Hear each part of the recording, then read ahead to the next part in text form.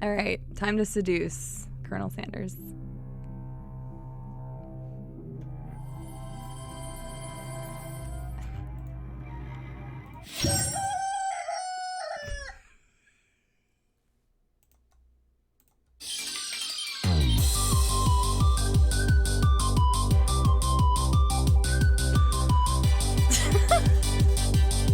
I'm sorry, I know that's probably loud.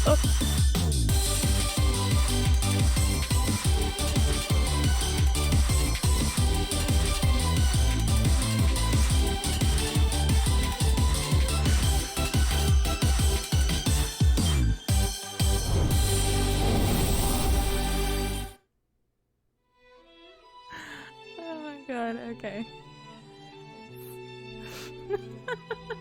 Oh my god, okay, I gotta change stuff real quick. Oh god damn, it's one of those things where you can't just get out of it. Okay, hang on a second, guys, sorry. Oh my god.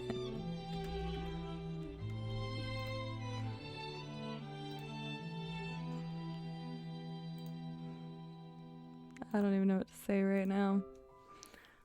Okay. Hi, Tech Specs. How are you doing? Hi, Kirk. How are you doing? I'm sorry if I've missed anybody. Just at me and say hi, because I've missed a lot. Yeah, eat your risotto, then go to sleep, Mux. Jesus.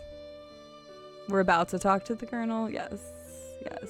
I do not do art, Tex. That was a redemption. It ended up being cute. Thank you, Gogo Suzetto. I appreciate that. It ended up looking better than I thought. Yeah, just at me if I missed you saying hi or something, because I apologize. Hi, Scarlett. How are you doing, lady? Vicious Press is also here. How are you? All right, guys. So we're going to do I Love You, Colonel Sanders, A Finger Looking Good Dating Simulator. This is on Community Day because it was a community goal to get to this. So from what I've told, it's an hour and a half to 2 hours max. We'll play through it, and then we'll get back into actual games. We don't need a finger looking good emote. No, we don't. Emote or it didn't happen. Why are you so adamant about me making that an emote, llama? It's not that good. Okay, well, I was just reading whatever Watery said. So eat whatever you're baking and then go to bed. Hi, Fuzzy Womp. How are you? Sounds good. I'm a man of simple needs. Okay, if I send it to you, llama, will you can make the emote out. Well, I mean, like, no, you not make it, but like, I don't know an easy way to make that into an emote, so. Jesus, okay.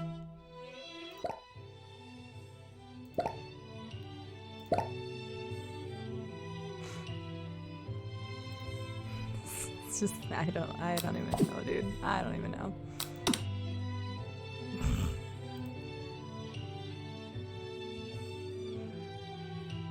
I'm just gonna go with this. It's fine. I don't know what I'm doing with my life. You sleep softly as the morning sun casts a warm glow through the window of your modest student apartment. Okay. The world is peaceful and serene. You could stay in the moment forever. Right, it's one of those how did I end up in this moment kind of things. I press go.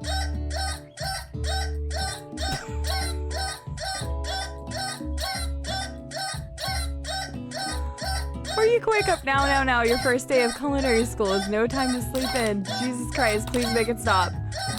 Smack the clock. God, I didn't think it was gonna keep going. Oh my gosh. Lying in bed, you stare at the ceiling thinking about everything that awaits you at the prestigious University of Cooking School, Academy for Learning. That needs to die. Honestly, I would totally use that as an alert. Sounds good, Orca. Have a fantastic sleep. I hope you have a great night. And yeah, that came out weird. Have a good night and sleep well is what I should have said. But I'm flustered already. Your mind begins to wander. Why do I have to click it twice? Who will be there? What will you cook? What should you wear? Time begins to fly by and you find your imagination getting away from you. When you take this seriously, you allow yourself to daydream a bit thinking about the future. I'm going to take this seriously. I better make sure to arrive prepared for the first day. You bust through your morning checklist. Teeth equals brushed. Hair equals combed. Pits equals deodorized. Sounds about right. Nothing can stop you now. You confidently grab a biscuit, strut out the door, and head off to class. Just what you needed to get your blood flowing. Standing in the quad, you gaze upon the magnificent University of Cooking School Academy for Learning. What a name! Here comes your lifelong best friend ever! Miriam? God, why does it have to be that name?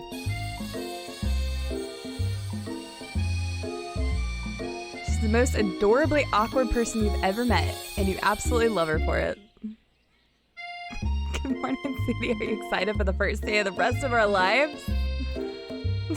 Actually, because I am excited, a little nervous. Okay, a lot nervous. She does have a nose, it's just tiny. It's just that this morning I made breakfast for myself, but well, when I ate it, I couldn't taste any love in the food. What if I'm no good? What if I fail? Oh my god, if it had been Tex-Mex, it would have been fucking made in heaven. Match made in heaven. Raised by Master Chef parents, she's always held herself to a very high standard. Ever since we were little babies playing together and you rescued me from that quicksand box. It's been clear to me that you're the most loving, caring person I know. You're going to do great. She saved me from quicksand? With the University of Cooking School Academy for Learning's famous 3-day only semesters, I'm afraid of being left behind and never catching up. It's a 3-day semester. Yeah, quicksand box. I'm like, what? I don't even get that. She's the Krillin of the story. She probably is. I don't know her vicious press. She's weird. Welcome back, Pegasus. No worries. You just missed the remaining of my drawing, and now you're gonna watch this fucking cluster hell. Sweet girl, Miriam has always had a flair for the dramatic. This summer, she got so nervous about her first kiss that she chipped a tooth practicing on a mannequin.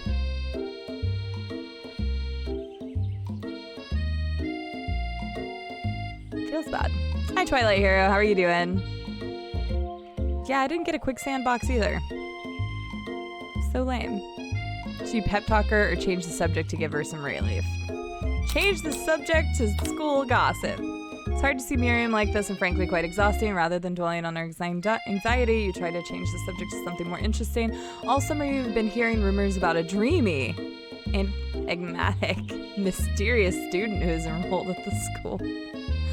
That's a little worrisome, but you'll be fine. Now what about the mystery student we read about in the school message board? Any new deets? Oh, get this. I heard his name is Harland, and he's no ordinary student. I don't know what this music is, dude. They say he has powers. He's had them ever since he was born from an egg. An egg, like a chicken. Don't be ridiculous.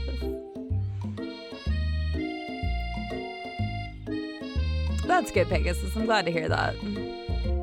I don't know what this is gonna be stupid. Think about having powers, it would line up with some of the other rumors I've heard. Like I heard he once fought a bear with just his smile. He has a killer smile, guys. You both sigh, thinking about a student so handsome that the laws of physics don't dare apply to him. Dreamy. Before you get another word out, you're rudely interrupted when someone smacks your books and custom engraved measuring spoons out of your hands and onto the ground. That's such an odd detail. Hey. Oh, it's Ashley. Your arch rival. She has a snaggletooth. She's totally evil, but you can't help but be filled with jealousy. She can get anything she wants, and she knows it.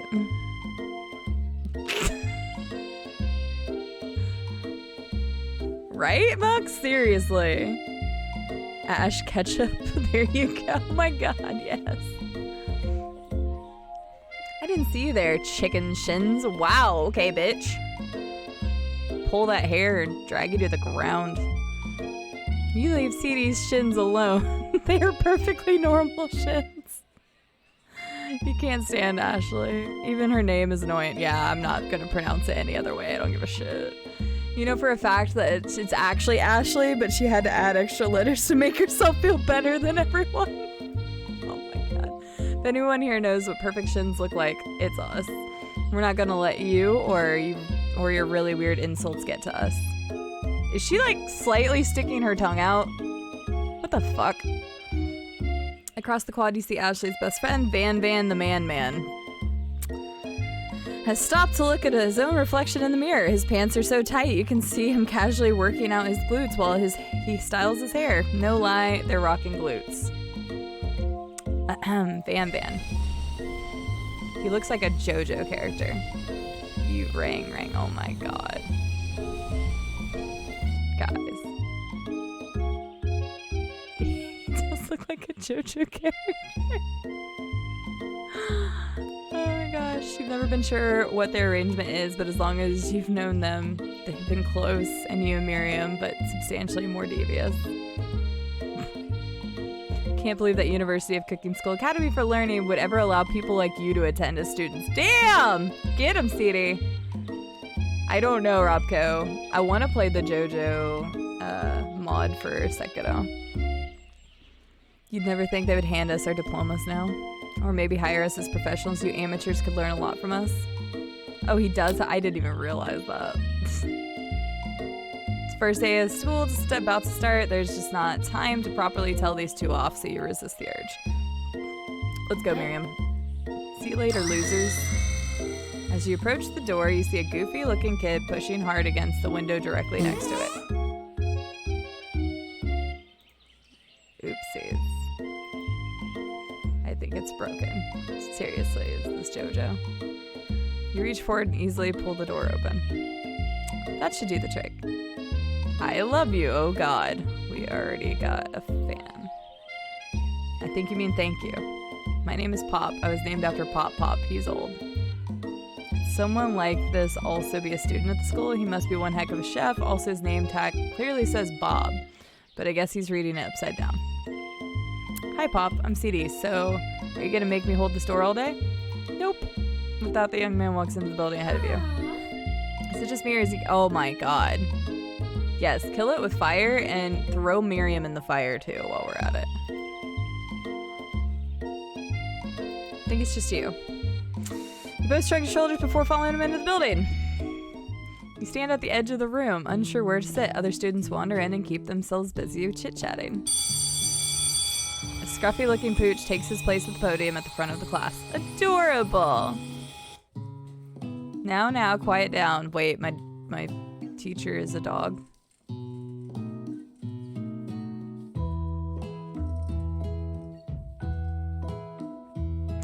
Okay, Sprinkles it is. Who is this unreasonably cute pup and why is he in our culinary class? His name is Sprinkles. Seriously, Mux, I don't even know. You must be Sprinkles, head instructor and CEO of that fucking university, because I'm not gonna say it again. Please call me Professor Dog. I may be cute and a little fluffy, but I still demand respect. Woof. Jesus Christ. What? A cute dog is our professor? This is the best school ever. I guess only a dog's nose is capable of picking up on all the nuances of fine dining. Out of nowhere, wind begins to rush around as a swirl of cherry blossom petals fill the air inside the classroom. I'm chilly. Someone close the window. And then he walks in. He walks in. You're immediately swept up in the aura of this new student. Oh no, he's hot. I can't do the SpongeBob line as well, but oh no, he's hot. 10 out of 10 on ratemyprofessor.com, yes. Oh my gosh, Professor Dog. His name's Professor Dog. You're immediately swept up in the aura of the new student and his remarkable goatee. Who knew anyone could be so handsome? Time stands still. It's him. If it isn't my favorite student, Harland. Colonel Sanders interrupts Sprinkles. Sorry, Professor Dog, before he can finish his sentence. Please call me Colonel. Oh my God damn, dude. It's historically accurate. I mean, that makes sense. I would like to meet Professor Dog then. A hushed murmur rolls through the classroom. As Colonel Sanders walks down the aisle of desks, suddenly the room is sweltering. Sweat begins to bead across your brow. You feel like everyone is looking at you, and you're not entirely wrong. And this over here must be sweaty sweats a lot. Maybe we should open that window back up before faucet pits melt into puddles and evaporates entirely. Your insults are really bad. You two both know my name. We were in the same kindergarten class. And what is with all the really weird insults? I'll take a moment to clean myself up. It's a good thing you didn't forget about that deodorant this morning. This classroom is hot, hot, hot. This is so dumb. Professor Dog sits in to settle the classroom down and set some ground rules. Start looking like hot oil. Oh my gosh. Welcome to the University of Cooking School Academy for Learning, the greatest culinary academy in the world. The birthplace of culinary legends past, present, and future. Many challenges await you. There will be tears, there will be blood, there might even be some adorable tiny food. I hope so. And when all is said and done, there will be a battle. You will lift your sporks and compete in the broom contest. Broom cooking arena. I fucking don't know. Just then another student enters the class and interrupts the professor's rousing speech. Hey guys, sorry me late. I hope everyone had a good summer. I really miss... Quiet! Text. Late to class is bad enough, but interrupting my monologue, you're on the fast track out of here, young man. Are you sure you're even right in place? Don't you recognize me? This is my third year in the school. I was with you, third year in the school with you as my teacher. Everyone stares at him blankly. Does no one remember me? You're expelled if you utter one more word before I finish. Damn! Look at Professor Dog Dude. He's pissed. He is not happy. Let that be a lesson to you students that tardiness is unacceptable. Even Clank made it here on time, rolling halfway across town on his tiny wheels. Aww. You turn to see the student Sprinkles is referring to appears to be some sort of industrial kitchen appliance. Yep. The class burst into laughter. Oh, Clank, you rascal. Where's Ratchet? Everybody loves Clank immediately. Okay, that's fair. That's fair. Can we date the machine instead? I don't know. Let's find out. Maybe he's got a Fisto attachment. Sprinkles walks into the classroom as everyone stands in silent obedience. When he gets to you, he lifts his nose into the air and takes a deep sniff. Your diet is lacking. Based on what I'm picking up here, you definitely need a multivitamin. You should be taking better care of yourself. You've never had a talking dog as a teacher before, but Sprinkles' reputation for being smart but tough is well known. You decide to try and butter him up by giving him a treat from your pocket, but what kind? Chicken snack. That would make the most sense, right? Reach beneath your apron and return with a chicken snack in your hand. Sprinkles' eyes go wide as he locks onto it. His favorite. I wonder why. Well, I think there might be some competition for new star student. The furry professor immediately devours the snack, leaving your hand slick with a coating of warm doggy drool. You see the other students eyeing you jealously, but paying no mind to them. If they wanted to succeed in life, they should have learned the importance of carrying a range of dog treat flavors on them at all times. Good point. I didn't think that. Settle down, young chefs. Take your seats and prepare to have your minds open to the amazing possibilities of culinary creation. As everyone rushes to claim their favorite seats, you're left standing at the front of the room. Only two options remain. Oh, Lord. Hey, CD, there's still a seat here.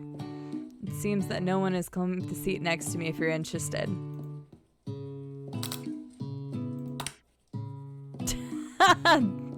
we're going in hard on Colonel Sanders. Like, my goal is to get down with Colonel Sanders.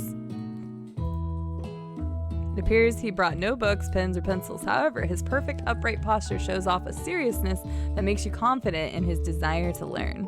Right, we're leaving Miriam in the dust, guys. She ain't the one getting with me at the end of the day. Thanks for offering me the seat. I've only had 2 rules. Do all you can and do it the best you can. It's the only way to ever get that feeling of accomplishing something. Wow, okay. That's so inspiring. A little off topic if you ask me, but okay. As soon as you've settled into your seat, the professor makes an announcement. Think fast. Time for a pop quiz. Well, fuck. Yay, quiz about me. Oh my god. This is incredibly important and surprisingly short quiz. Will tell me if you're ready for life at culinary school. Keep your knives sharp and your focus sharper. Here comes question 1. If train A is traveling to point B and train B is traveling to point A, how important is it to wash your hands before cooking? Extremely. Looking at you, Pop. That's right. Forest is to tree as chicken is to...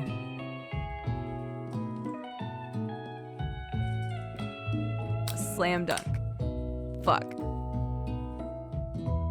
What is the most efficient? I thought it was just gonna be right no matter what. I was gonna do feather, but I thought it would be right no matter what. This is the most efficient eating utensil ever created. It's spork. What food is best for a broken heart? Anything as long as it's prepared with love and not too much salt. Chamomile, a pancake that looks like a silly face. Okay, good deal. Look at me go. Yes, a spork. A sprinkle's a good boy. He is the best boy. This is so dumb. Your total score is 4 out of 5. That's passy. That's a... All right, cool.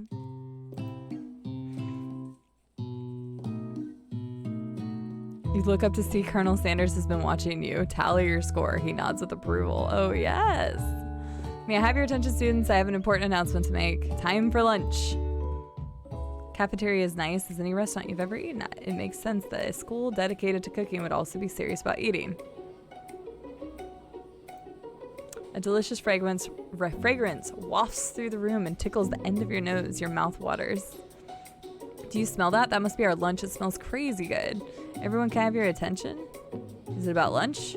No, I just wanted to apologize for my tardiness. You see, I was... Howdy, folks. I'd like to make an announcement. Hey, It's about lunch. Everyone cheers. But Shh. Lunch, lunch, lunch.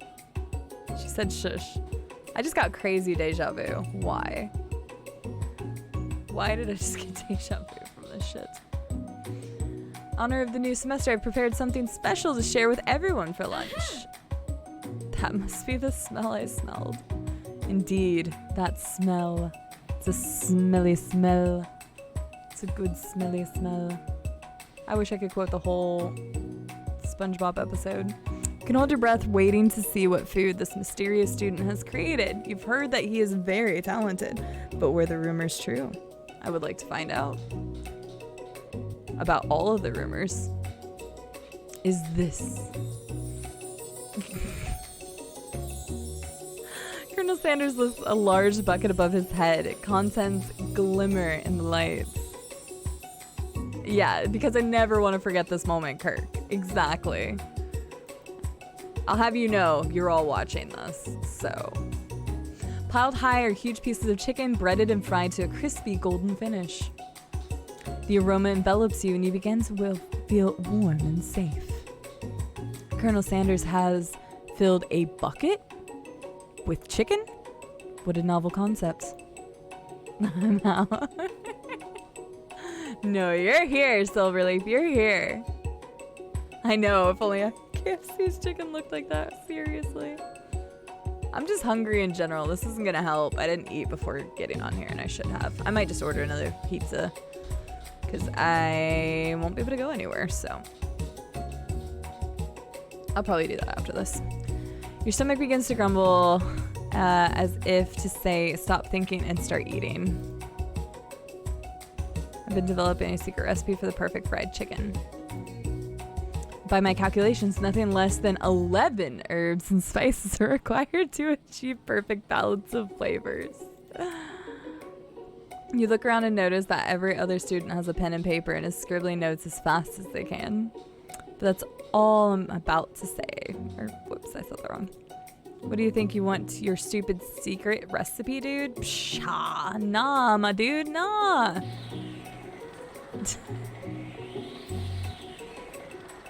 Dude, it's like they just pulled like bits and pieces from different like anime sources and it's cracking me up. Yes, I'm gonna order pizza.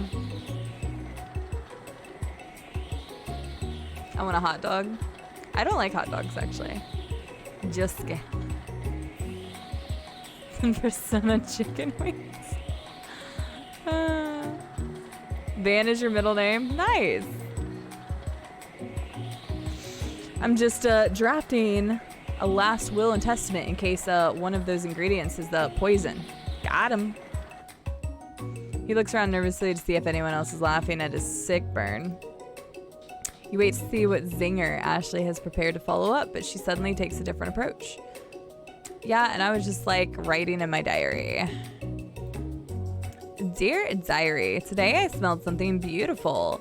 I know at that moment that only the hands of a true gentleman could fry chicken so tender. I think that's gonna be Ashley's voice. You see her body language change from bitter and evil to sweet and innocent as she slides closer to Colonel Sanders. She realizes that he is destined for greatness and fame. With cooking skills like this, she wants him all to herself. He's like, yeah, the Valley Girl, except I didn't do it high pitched enough. Valley Girls are back. Oh, please. I'm not gonna do everybody's voice, just Ashley because she annoys me. Well, Van, the man, if you don't want any, I'll take his. Whoa, hold on. I mean, I guess I'll try it. He takes one bite and his eyes glow wide. Grow wide. I said glow. He starts contorting his face as he tries to hold in his pure exhilaration and act unimpressed. Easy now. There's enough for everyone. Please, my fellow classmates, dig in. You take one of the pieces of fried chicken out of his bucket. Why is that in quotations? And seek your teeth into it. It's amazing. Tasty Colonel Sanders food transports you to another dimension. Alone with your taste buds, gripping a drumstick in your hand, you float weightlessly. Focus your mind and meditate on the moment. Try and identify every flavor. Savor the moment and everything that it tells you about Colonel Sanders' culinary heart. Swim towards the light. The flavors in your mouth are beautiful, pure, heavenly. What a guy. Alone with the flavors, you feel something that can only be described as love. For a man, for a flavor, are they the same? After tasting his food, you try to get some one-on-one time with Colonel Sanders. You approach to Colonel Sanders. Ooh, he smiles at me. Colonel Sanders smiles ever so softly as you approach. He stops what he's doing and allows you to break the silence. Colonel, I wondered if I could talk to you for a second. Anything for a fellow chef. What exactly was on that chicken? Oh, God. No, you're approaching me? Oh, you're approaching me? Oh, my gosh. I'm wearing the wrong shirt. I should be wearing a JoJo shirt. I'm wearing a My Hero shirt right now. Why do we want to have sex with drugs? All sorts of drugs. Silver Leaf. How bold to come out and ask. Sure. I am plus ultra today. You can kind of see it. Oh, there. Plus ultra. So I am very plus ultra today. Like she was, oh, look, it's Colonel Sanders. Target acquired. Oh my God, what the fuck? It's an idea I had for a new combination of flavors that will make me my fortune and establish my legacy for all time as I open a chain of highly successful fried chicken restaurants. No big deal. It's just you and me here talking. I can keep a secret. In fact, I've got some of my own that I'd be willing to trade. Oh, okay. What's the rush? The semester's only getting started. We've got 2 more whole days to get to know each other. That look, oh God. He's clearly not going to give it up easily, but it doesn't hurt to be persistent. You know what they say about secrets, Colonel? Shouldn't learning be fun? Aww. Damn, I'm coming home strong. You've got moxie, I'll give you that. Colonel Sanders looks both ways to make sure you're truly alone and leans in. You can feel his warm breath as he whispers. Just one ingredient. But you can't tell. I use blank. It's something my great-grandmother taught me. Wow, you'd never have guessed that. In fact, you're not even sure where you'd get some if you searched. While you're wrapped up in a huge revelation, you notice that Colonel Sanders has disappeared while everyone else is still in the cafeteria to decide to look for him. So we're chasing him. God, we sound so desperate. Guys, for the record, I'm not that desperate. You find Colonel Sanders standing outside, standing in the quad. Dude, I'm literally chasing this guy. I look like a creep. I'm such a creeper. You find him standing in the quad. Oh, it's you again. Howdy. Oh my God, what? Sometimes I like to come outside and look at the school building. I think about how my story will continue on after I've graduated. Sounds like you have big plans. I dare say, the biggest. I will leave my mark on the world, you can bet on that. Alone together for the first time. I thought we were just alone a second ago. You figure now is the perfect moment to show your personality to him. Nag him to show your own strength. Wow him with a big idea to add an additional ingredient. Oh no. Be modest but thoughtful. Yep. We got hearts. Well, I just wanted to tell you that I really enjoyed your food. Now you've got his attention. The flavors were complex but comforting. The interplay between the salty, savory, and peppery, it was perfect. I appreciate the compliment, CD. I'm sure you'll be a big success. Oh gosh. Simp, that sounds about right. Simp for the sippy cup. Thank you for the follow. How are you doing today? I know we've only met today, but I'm starting to get the same feeling about you. We should head back inside. The next lesson starts soon. You step into the massive cooking arena where the afternoon... Oh, is it? Oh, thank you, PJs. Here, let me move it real quick. We'll move it like... Then we'll just move it back in the middle. Thank you. I'm not good about checking that stuff beforehand. Oh, Pekmon, I paid $100 to play this game. Just kidding, it's totally free and anybody can play it, but, you know. No, we're not playing my dirty visual novels. That's my guilty pleasure. Get out of here, Silverleaf. I will refuse to play those on stream. I refuse that. I can take this one very unseriously, but no, we're not going to play any of my dirty visual novel simulators.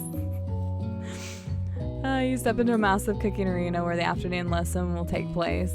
Each student gets an oven and all the tools and ingredients they could need. We're not doing CD After Dark with a dirty visual novel. No. We're playing I Love You, Colonel Sanders. Finger licking good dating sim. Guys, this is what you get.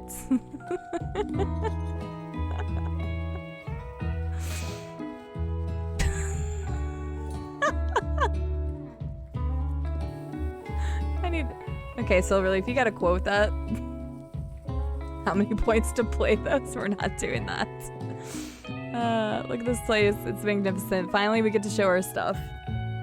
Yeah, you have to quote that. I don't want to have to hear it. Let me do this to make Silverleaf quote his own thing. Get started. I'm not writing it in because I'm lazy. Just put it there. There we go. Quote it. Wait a second. Oh no, we have to show our stuff. What if I totally blow it? You're not gonna blow anything, except maybe kisses to the crowd of fans you're gonna earn with your signature adorable tiny food creations. Let's move on. Welcome students to the cooking arena. For today's lesson, we'll be cooking with partners. Hurry up and pair off. Naturally, Miriam looks over at you, but unable to control yourself, you pounce on Colonel Sanders. Yeah, we do. Oh, we're such an ass. Hey, Colonel, would you like to tackle this lesson as a team? A team of 2? That is me and you, if it wasn't clear. Oh my god. Want to be my partner? Aww. Sure, CD. I'll prepare a station. Damn! We're moving in. Without you as a partner, Miriam is left standing all alone. 2 different students quickly take notice. Hello, new partner. Beep boop. Oh my, 2 potential partners? I'm so sorry, gentlemen, but I don't know who to choose. It looks like you have to pick 4. Friend duties can be a little awkward, but that's the price you pay for not being alone forever. Okay, guys, I'm gonna let you guys choose this one. Pop or Clank?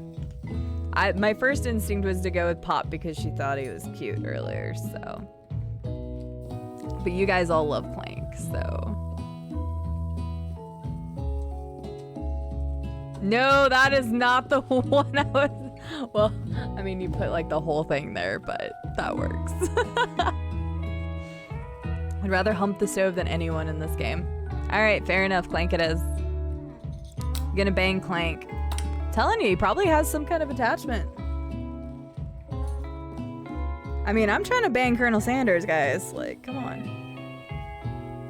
She gets sloppy seconds. Leftovers of other people. It's okay. I already ate. It's not entirely clear if Pop has any idea what the point of school even is at this juncture. Clank is clearly excited to have some attention. He heats up and begins to roll back and forth.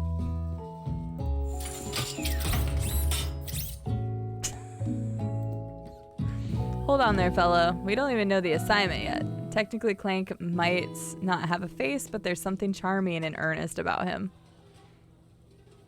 The Rob cow. I want him to toast my buns. Tissue, I hardly know you.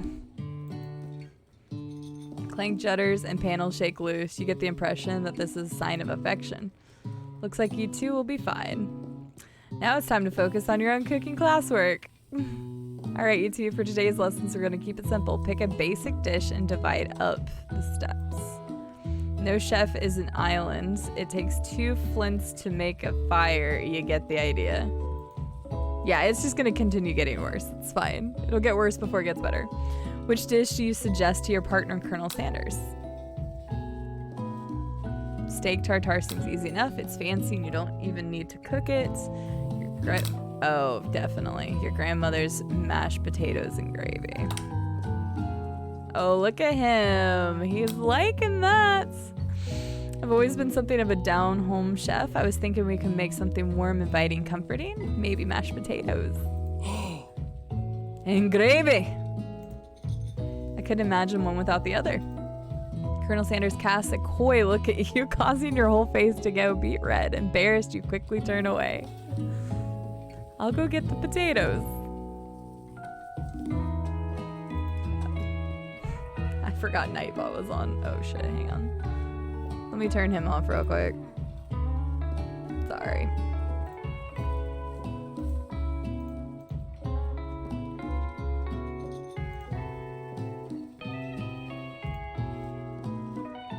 You guys can backseat me all you want. I'm just trying to get in Colonel Sanders' bed. There we go. No, please let me. Picking perfect produce is a passion of mine. Looks like things are getting pretty fresh around here. Does someone have a crush on Colonel Sanders? We're just cooking partners. Mind your own business, bish. Sanders' heart is my business.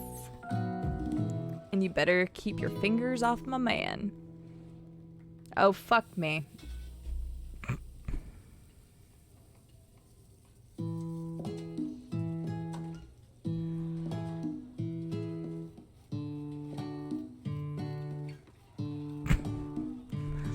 I hate myself. I do it so much too.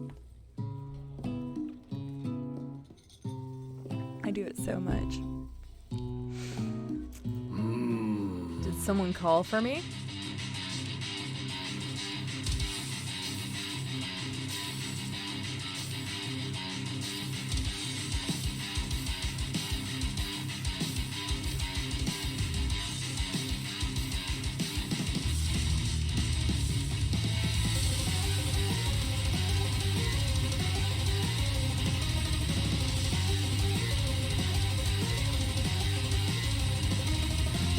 I just decided to listen to it to see what this was.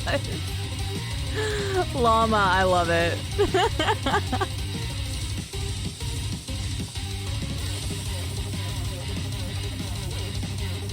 I don't know, just letting it play out.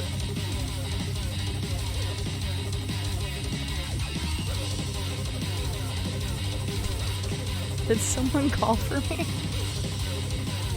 No, geez, Van Van. While I'm over here crushing CD's dreams, you're supposed to be taking care of her classwork. That was the deal, remember? Colonel Sanders returns, arms full of peeled potatoes. He tosses them into a boiling water and turns his attention to you and your old friends. Oh, howdy there, Ashley Van Van. Or are we working in a quartet instead of a duet now? It looked like CD was struggling, so we offered to give them a hand. You know how it is. These young amateur chefs need a lot of mentoring.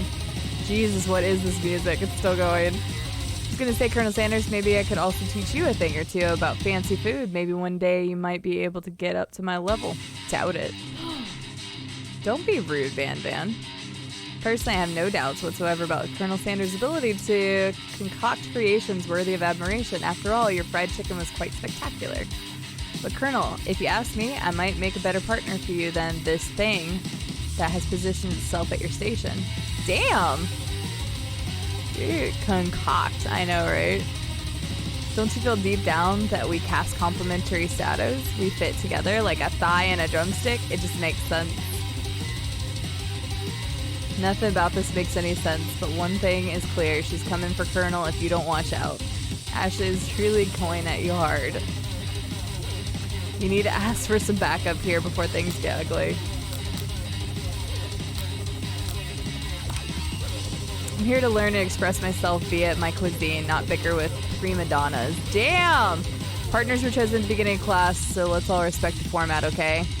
You turn to Colonel Sanders to confirm that you're on the same page. I chose Colonel Sanders and Colonel Sanders chose me, isn't that right? A businessman respects all fair agreements, from contracts to handshakes. I took on CD as my partner for this activity and I stand by it. Yes! Oh, I forgot to do Ashley's voice. Damn it. I totally forgot. Seriously, Vampirial. And God, I was letting the music play out earlier, but I regret that decision. Based on your team's behavior, I'd say you're perfectly matched for each other. Neither of you has CD's natural talent or their loyalty. Damn! Oh, is it over? Nope. Yeah. Being defended by Colonel Sanders leaves you feeling proud and full of potential. You look for Sprinkles in hopes that he might step in, but he's nowhere to be found. Darn those cute corgis and their short but sturdy statures. You look down at your station and realize that in the tension of the moment, your hands have been cooking on autopilot. Distracted by the drama, you've already crushed the boiled potatoes into a perfectly creamy mashed texture with plenty of butter and cream for flavor. It's as if your natural passion guided you through the steps you know so well while your attention was elsewhere. I know just what to do. Colonel Sanders extends his hand. He's holding a beautiful white porcelain gravy boat, out of which pours a smooth brown gravy, smothering your nearly finished potato dish. Oh, thank Jesus that music's over. Now we get this.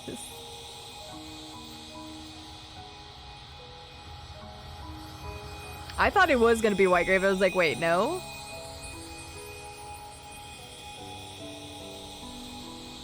Gravy flows down the mound of mashed potatoes. The results look spectacular. Granny would have been very proud.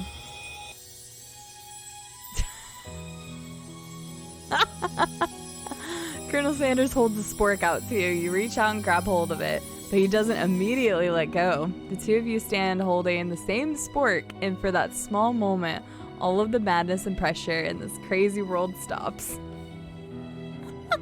Hot gravy. Your eyes lock. The moment is electric.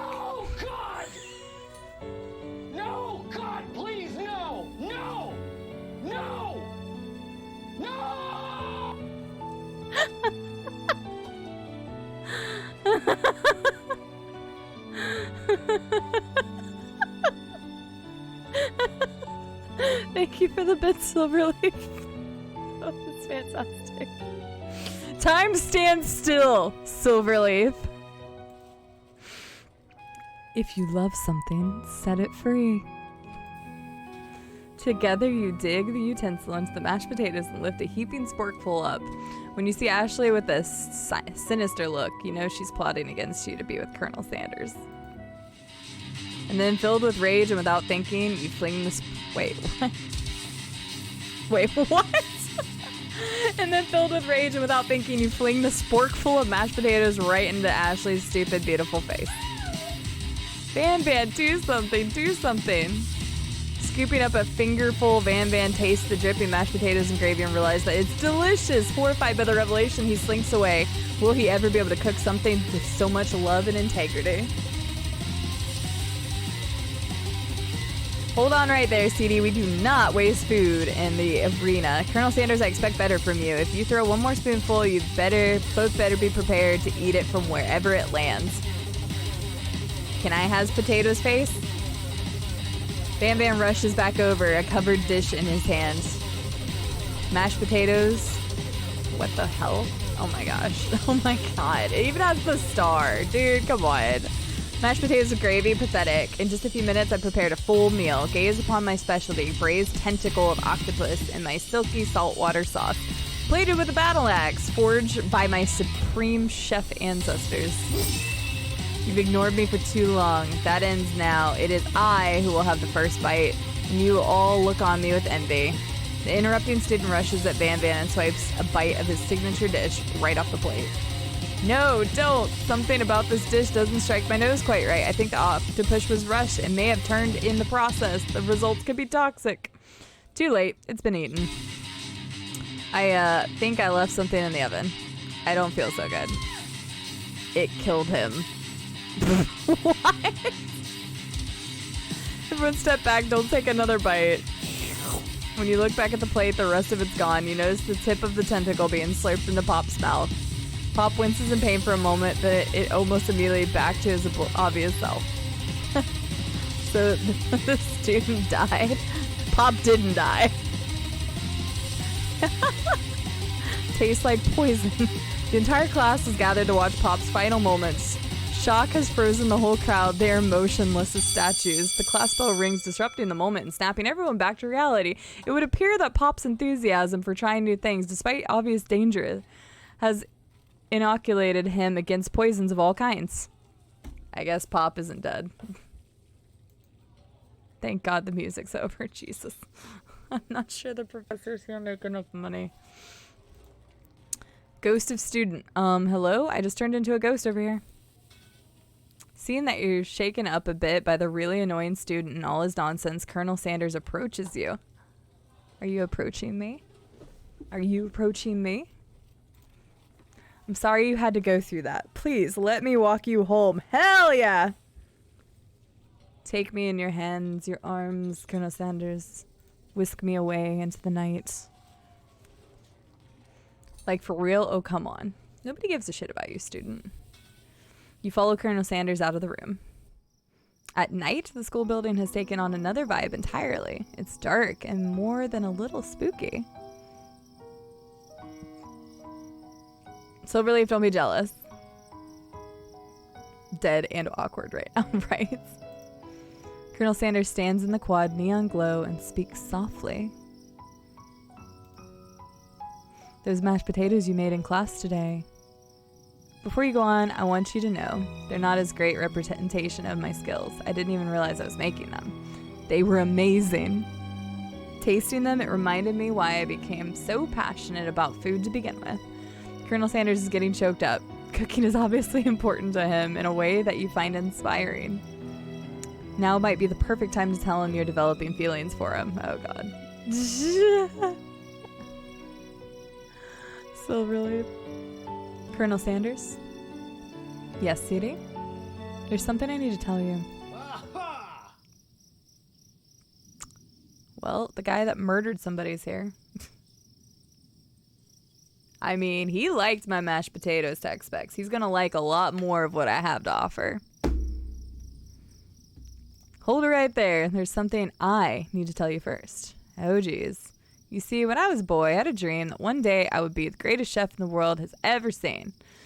Every day since, I have been working towards that dream, day and night, never stopping, never resting, also lifting a lot of weights, like so many weights. We should follow our dreams with all of our hearts, that our souls may grant them like wishes floating on shooting stars. Hey, no, you.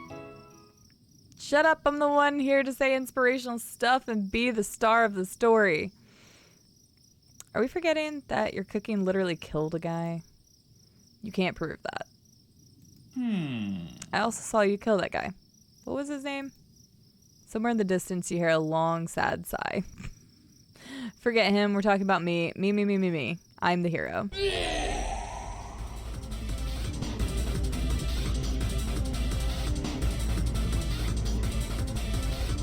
The spork monster is here to fight a hero.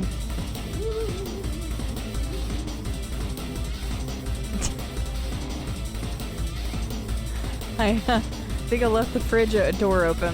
Later, nerds. How dare you threaten me just as I was letting down my guard and connecting with another chef on an emotional level.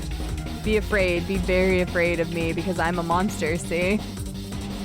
Is he rhyming on purpose or is that just a coincidence? But before you can discuss syntax any further, it's a turn-based fight sequence. What will you do? Attack. Decide to go on the attack. Which attack will you use? Cook with love. Cook with love does 1 damage. It just got real. What the fuck?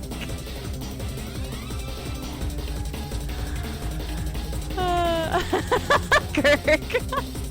Enjoy the lurk, Vampirial. Hi, Grulian. How are you? Super anime. That attack really upset Spork Monster. Spork Monster goes on the attack. They spit hot gravy at you. You take 1 damage. We're gonna attack again. It worked last time, right? Cook with love. Spork Monster won't forget this. Spork Monster is really feeling threatened by your attack. Uh-oh. Spork Monster focuses their mashed mind and draws in energy from Mother Earth itself. They grow larger and more intimidating. How will you respond? Defend. Which defense will you use? Trepidation. You hold your head between your hands and mutter, "This is not happening, this is not happening." Spork Monster's no quitter, buffed up and ready to rumble. They go on the attack once again. Damn! Spork Monster uses so you take 2 damage from the attack. If you take much more damage, you're not going to survive the battle. Attack! Cook with love. Spork Monster's oozing cheese sauce onto the lawn of the quad. I wonder who is going to have to clean that up. Feeling vulnerable, Spork Monster prepares for the ultimate attack. Rounded edge. Vile villain, your reign of terror stops here. What the fuck is going on? Colonel Salmon summons energy of 1,000 chickens.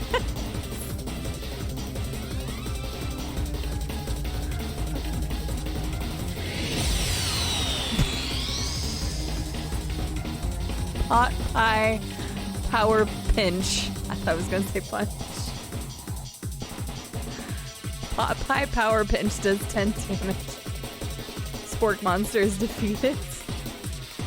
You saved me. An injured Spork Monster spews steam into the night.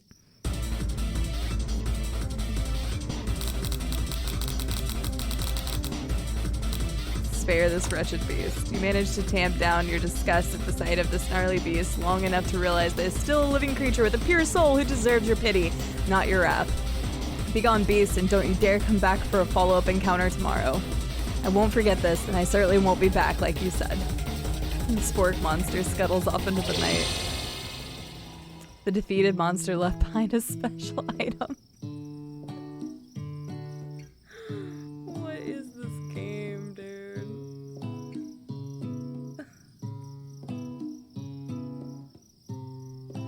That's a clucking lot. Right, so that happened.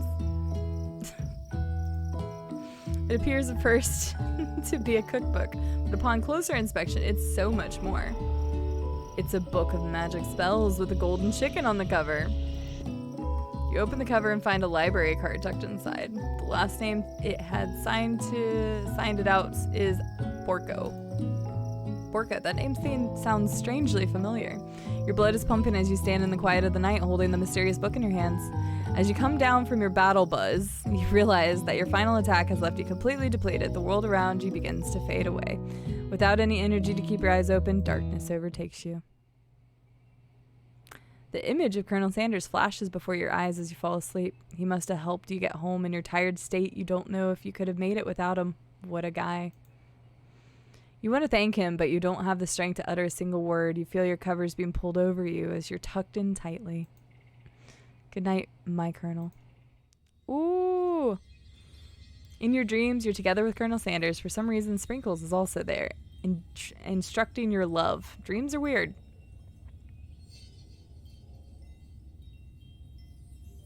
I mean, at least Ghost of the Student still made an appearance. Things are moving real fast. Why are there hearts there now? Was that there before? You wake on day 2 and attempt to process the wild visions you had. Were they memories or premonitions? And then there was that secret ingredient that Colonel Sanders went ahead and told you outright. Not much of a secret, huh? It's probably just because he already trusts you so much. Sure, that makes sense. We'll go with that. You meet up with your bestie in front of the school. Before you can tell her about the encounter with the spork monster, she launches into a story of her own. Okay, I know this might sound a little strange, but I think I might be, I think I might like Clank. Like him? Like? I know it sounds like it's moving too fast, but there's something about him. I like him. Like him. We got to talking after class. He's actually a totally sweet guy. Not only that, but he's really smart. He told me all kinds of stories about Colonel Sanders. Did you know Colonel Sanders was the most popular kid in his high school? No, but that does make complete sense. Yeah, but he was so popular that he was voted prom king at school. He didn't even go, and was also the convertible that he himself rode in on at the front of the homecoming parade. I'm thinking maybe something got lost in pressure cooker language translation there. Either way, maybe it'd be best if I took it slow with the new boy, like I am with Colonel Sanders. Oh yeah, we're taking it real slow.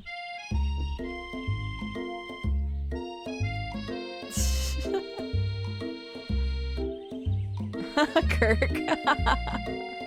Yes. You and Colonel Sanders, the coolest guy in school, the most famous student to ever attend University of Cooking School Academy for Learning. You're a thing now? We definitely connected yesterday.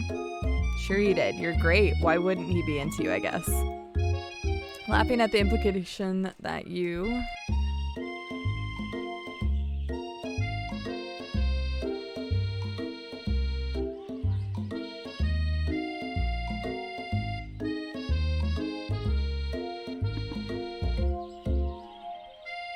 My stomach just growled like crazy.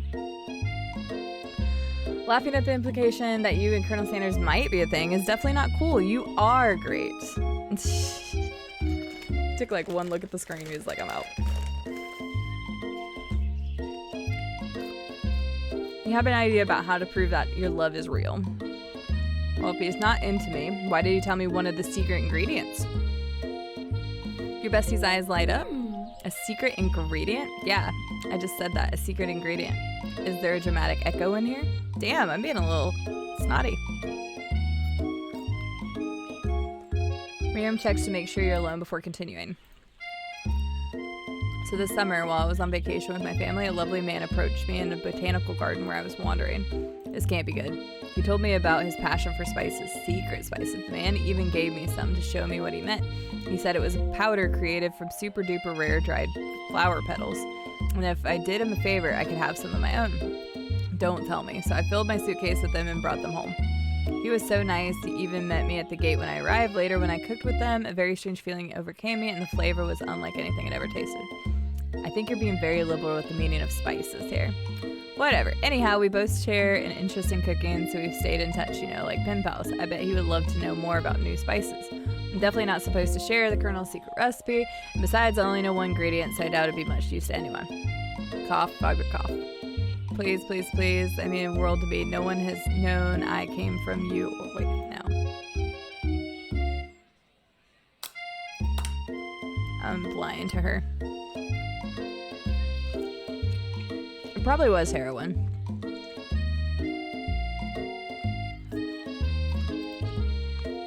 Eye of Newt.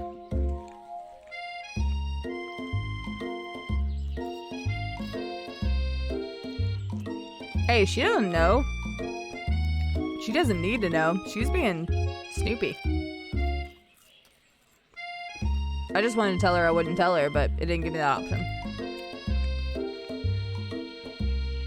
Her eyes light up, imagining such things that you figure that you've satisfied her curiosity and she'll move on.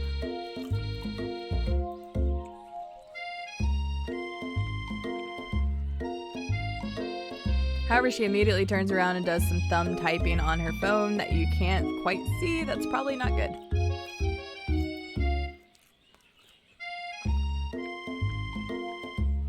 Before you can ask her to confirm that she definitely was not texting secrets to other people, you're interrupted. A wind rushes in, cherry blossom petals fill the air. It's Colonel Sanders. He's arrived at the school on a horse.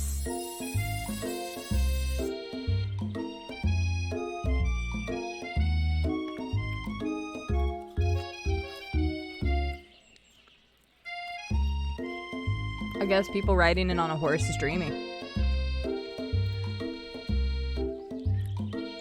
Run to him, stand back and admire his majestic glory. Run to him. Best way to show Miriam how serious you and Colonel Sanders are would be run to him. Surely he'll sweep you up on the back of his stallion and ride away together. That'll show her good. Whoops. However, your sudden movement surprised the horse, and it rears up, kicking you directly in the face. Whoops. The force of the blow completely knocks you out cold. Right? I just got fucked.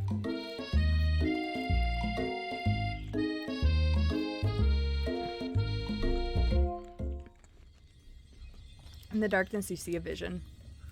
Ooh, CD, I'm here to deliver you a message. Not this guy. It's important that you remember this. Exactly as I say it. If you forget, the world could come to an end. Oh well. Sorry, I'm over here stuffing my face.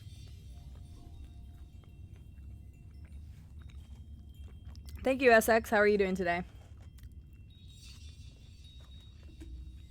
I've been trapped in the realm beyond, but a great prophecy relies on my return. Only you can save me. All you need to do is repeat my name 3 times. And that name is... But before you can continue, you suddenly awake. Ah, jeez. You wake to find Colonel Sanders tending to you. Well, that's nice of him. He roused you back to life with a satchel of secret spices. Or is that just his natural scented musk?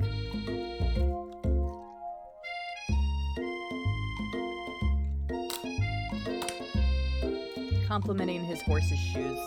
Maybe he shouldn't have been riding a horse to school. Maybe he shouldn't be running up to animals you don't know. It's hard to say who was in the wrong here. One thing is for sure, that Colonel Sanders is pretty dreamy. That horse has beautiful shoes. I could really feel how smooth and sturdy they were when they were pressing into my face.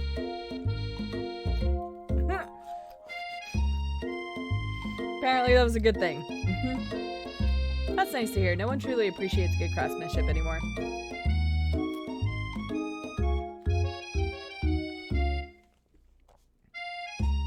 With that, Colonel Sanders disappeared into school, leaving you and Miriam to follow.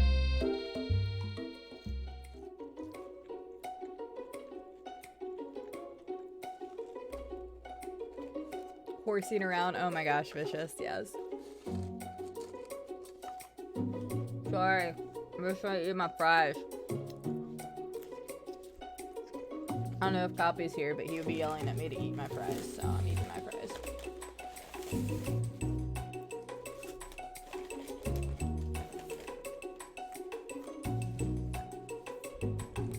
Copy is here.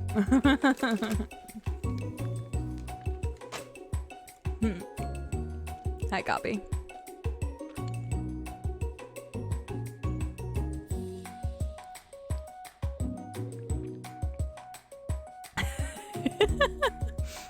Just the roux blank is like the best thing ever.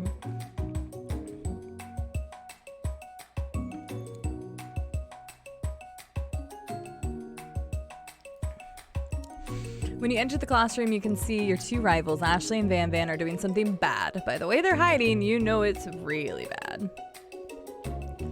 Ready to lick some fingers? That makes sense. Favorite for times is aw shit.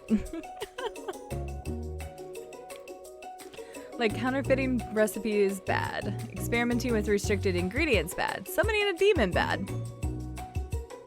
You try and get a peek over at Van Van's hulking shoulder. Are you serious? Oh my gosh, I don't do that right now. Okay, there we go.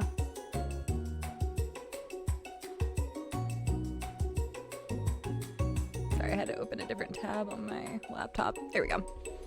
But he sees you coming. Whoa there, little one. I'm not sure you're ready to handle this. Why don't you make it like a bee and mind your own wax? Tell them stop acting immature, act like you're not interested in them, but really try and get a closer look. You immediately dress the rivals down for their immature behavior. What are these insults? Culinary school is to be respected. This kind of nonsense is a waste of everyone's time. Now you've upset them. Oh, and you're the emperor of cooking, are you? You make the rules? I'm not sure you'd know a good meal if it ate you. Being the best chef in the world takes more than just culinary skills. It takes creativity. It takes whatever. I just skipped that. And it doesn't hurt to use a little evil. You finally get a look at what they're hiding and you instantly recognize it. It's a book, just like the one you found after your encounter with the spork monster. That's the same book I found last night in the quad. Ashley immediately elbows Van Van, who hides the book behind his back. I don't know what you're talking about. That book is a family heirloom and its contents are secret. Oh wait, I'm supposed to do the Valley Girl for her. Fuck, I keep forgetting. You notice that they haven't just been studying the book. They've got Pop pinned to the wall and they're tossing potato skins at him as he tries to catch them in his mouth. We're playing. Before you can dig in any further, you're interrupted by the arrival of more students. It's almost time for class. Beep, beep. Clank must be running late. He's in such a hurry that he rolls right over Van Van's meaty foot. Watch it, you bucket of bolts. You watch how you talk to him. He didn't do anything. Oh. Who do you think you're talking to? I've never heard such language, not even from a stand mixer. Okay, I don't know if I can do the voice. It just bothers me too much. I love cooking with evil. Pokes the thighs on Ash. See, okay, if roles were reversed here and Silverleaf was able to go after Ashley, I think you'd enjoy this game more.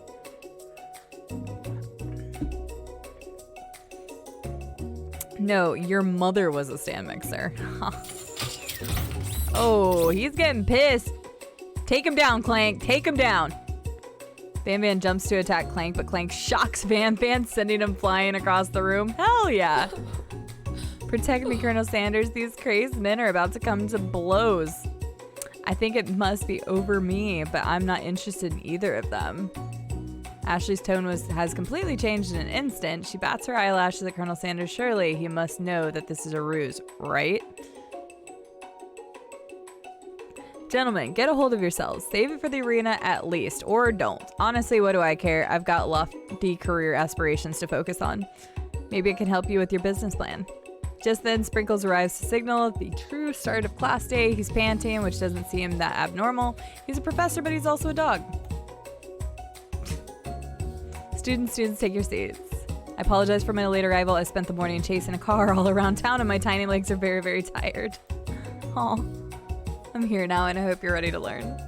That was adorable. Rub his furry dog belly. He loves it. Sprinkles stops in his tracks and sniffs the air around you. Something has him in a trance. It's the scent left on you from Colonel Sanders. Sprinkles jumps on you and licks your face. Whoa, hold up. Down, boy, down. Off and hop.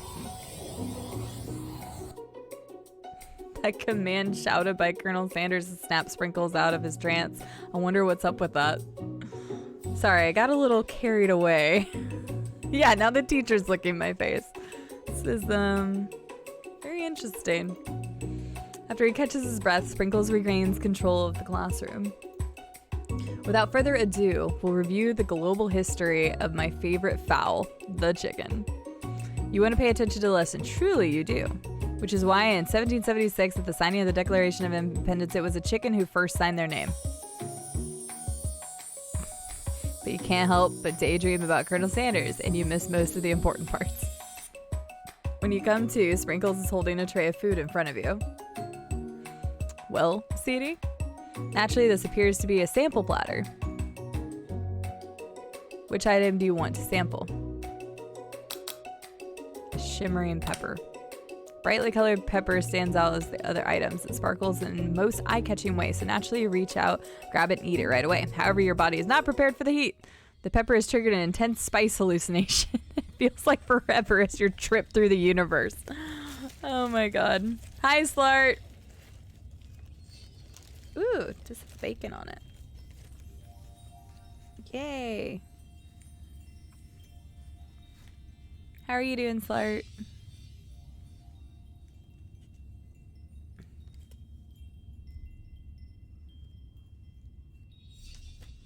Bacon.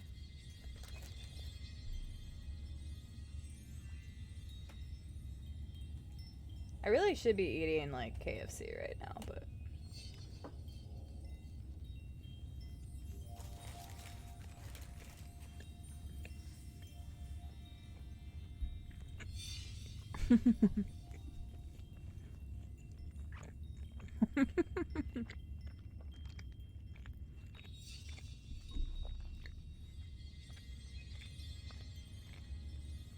yeah, that's the only thing I can think of, Pegasus.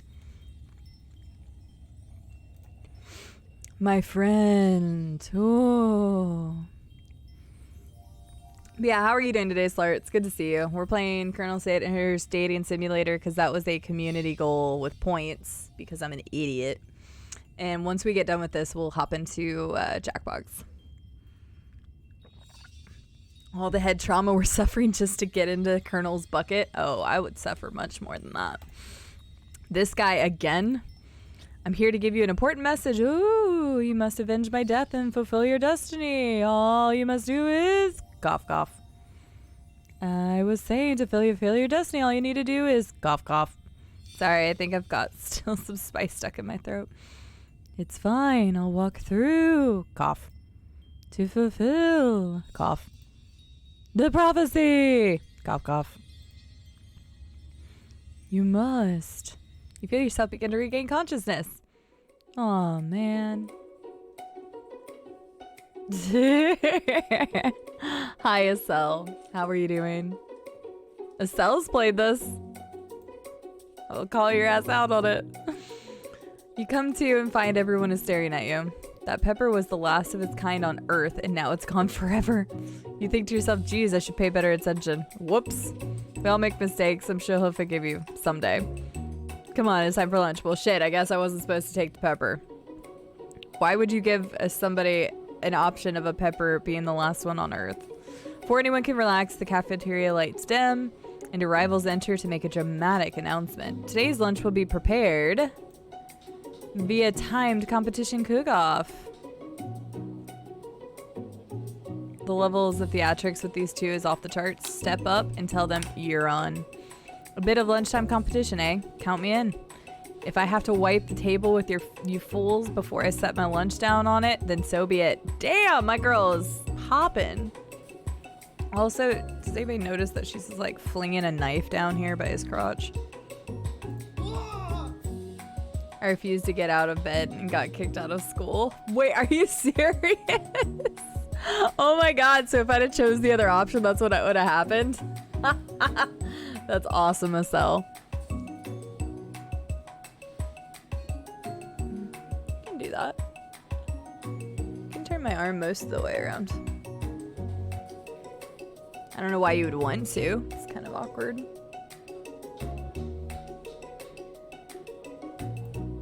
Oops, I didn't mean to do that.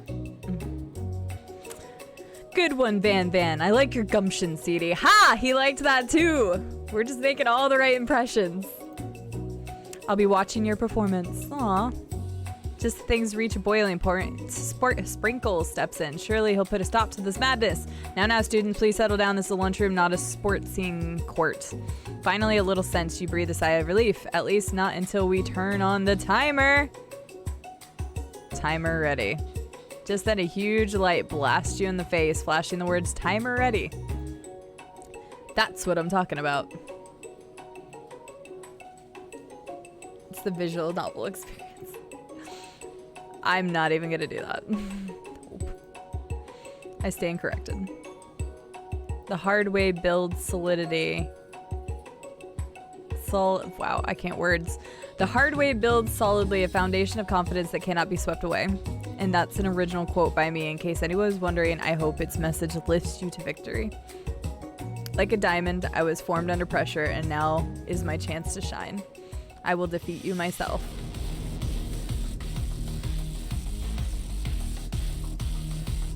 You had his chicken and you made mashed potatoes and gravy on day 1, and you're feeling like you could really impress him again here. It's time to boil some water for the potatoes. Think fast. If the timer runs down, you'll be forced to pick randomly.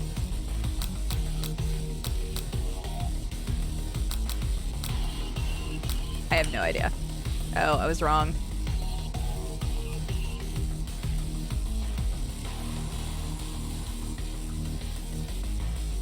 I got that part right.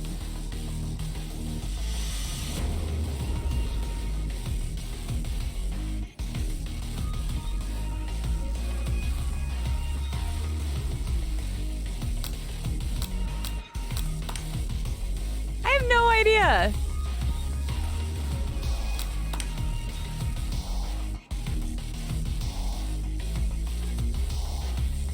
Oh, I should be reading all of this. I don't know. This is not okay. When you were a child, your father told you to never forget where you came from. Every day you meditate on his advice and draw energy from that place. That would be a great time to harness that energy. Where does it come from? This is your shot and you're not gonna miss it.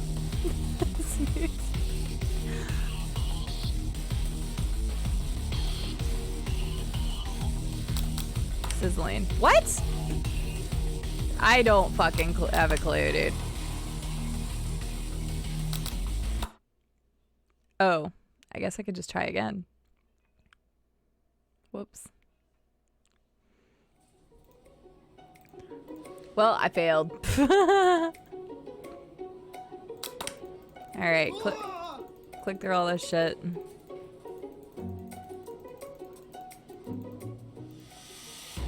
I failed to get in the Colonel's bucket. I didn't get into the school. 11.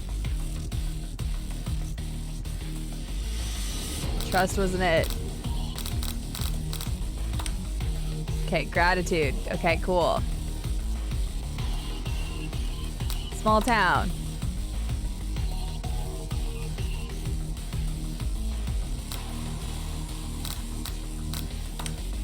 Okay, it was silence. I should have. Whatever.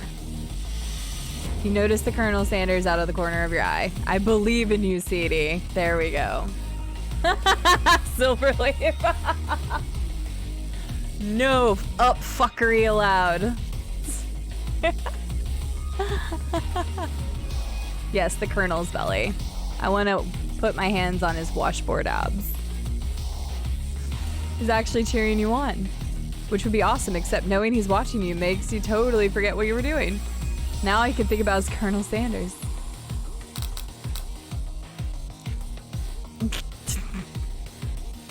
Stand on a desert island with only one dessert cookbook. Which do you take?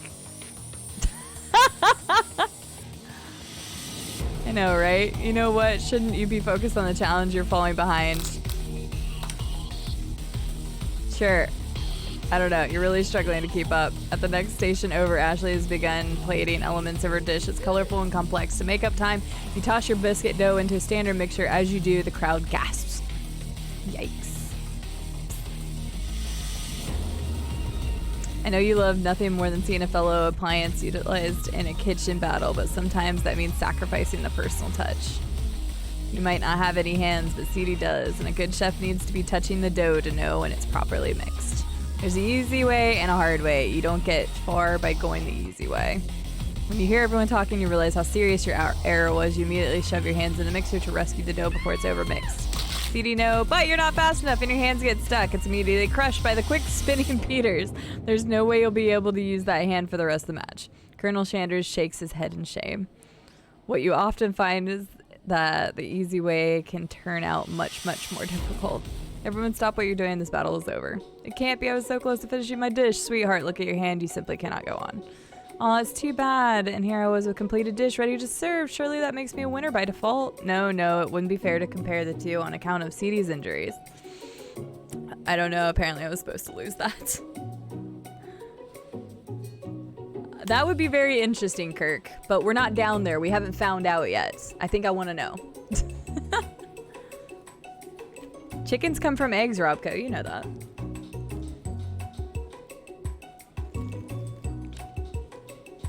I wish he was less than half dressed.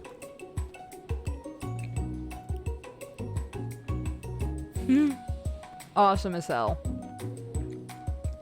I do too. I would play it.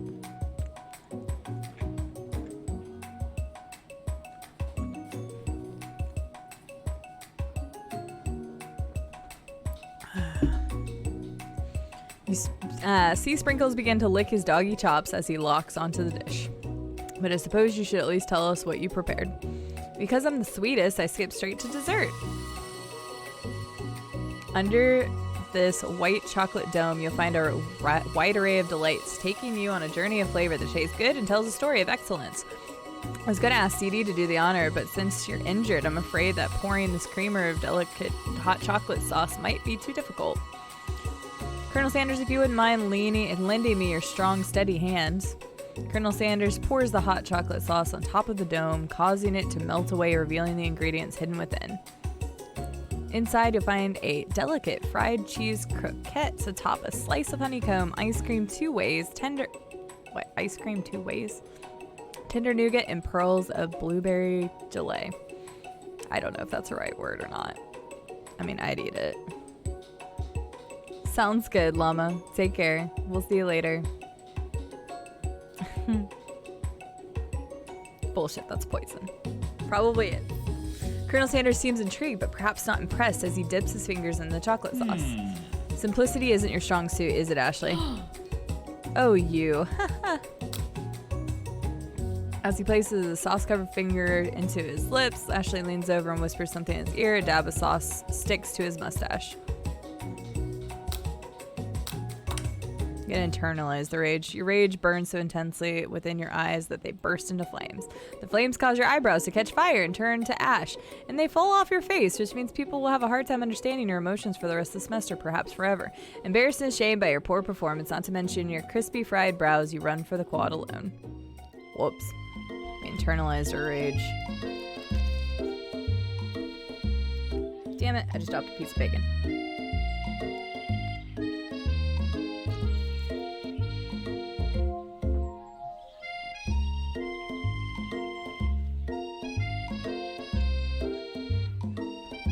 We burned our eyebrows off.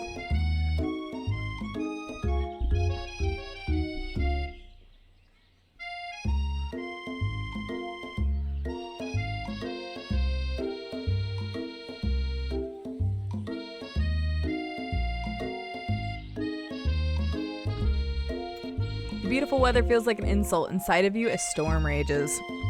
It's Colonel Sanders. He's probably here to tell you that he and Ashley are in love and have decided to get married.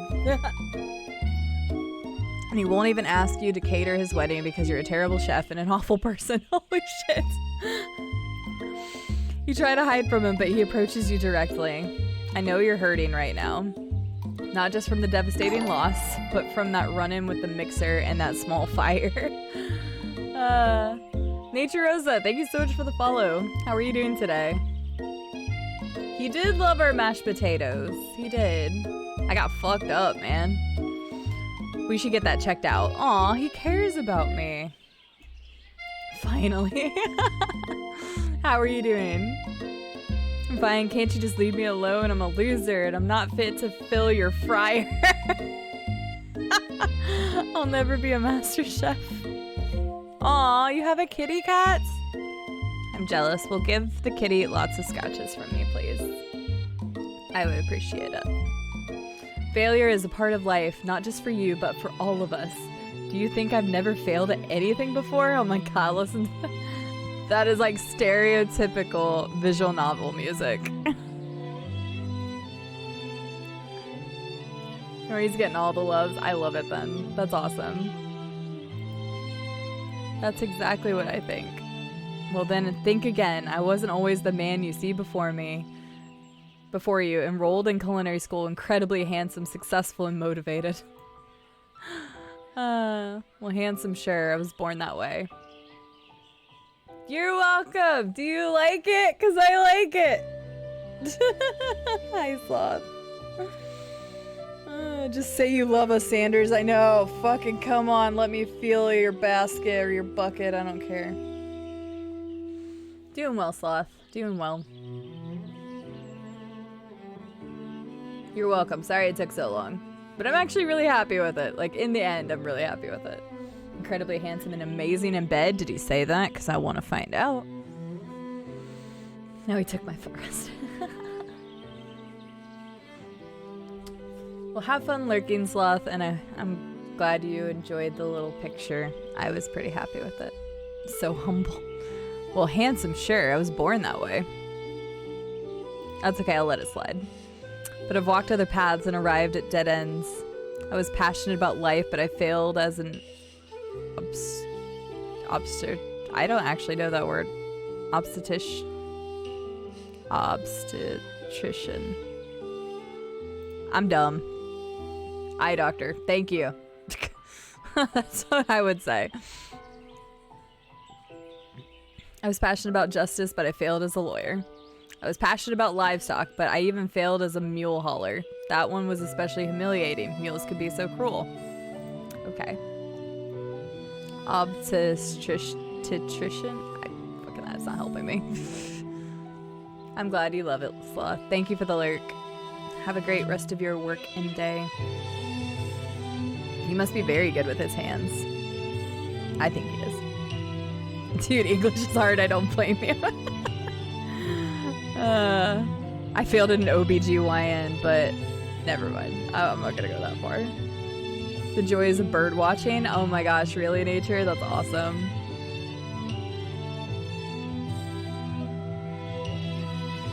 Specialize in obstetrics. I can't even say that. Thank you, Tex Grandpa, because I had no idea. Huh. See? I'm learning things. I didn't know any of that. Hi, George.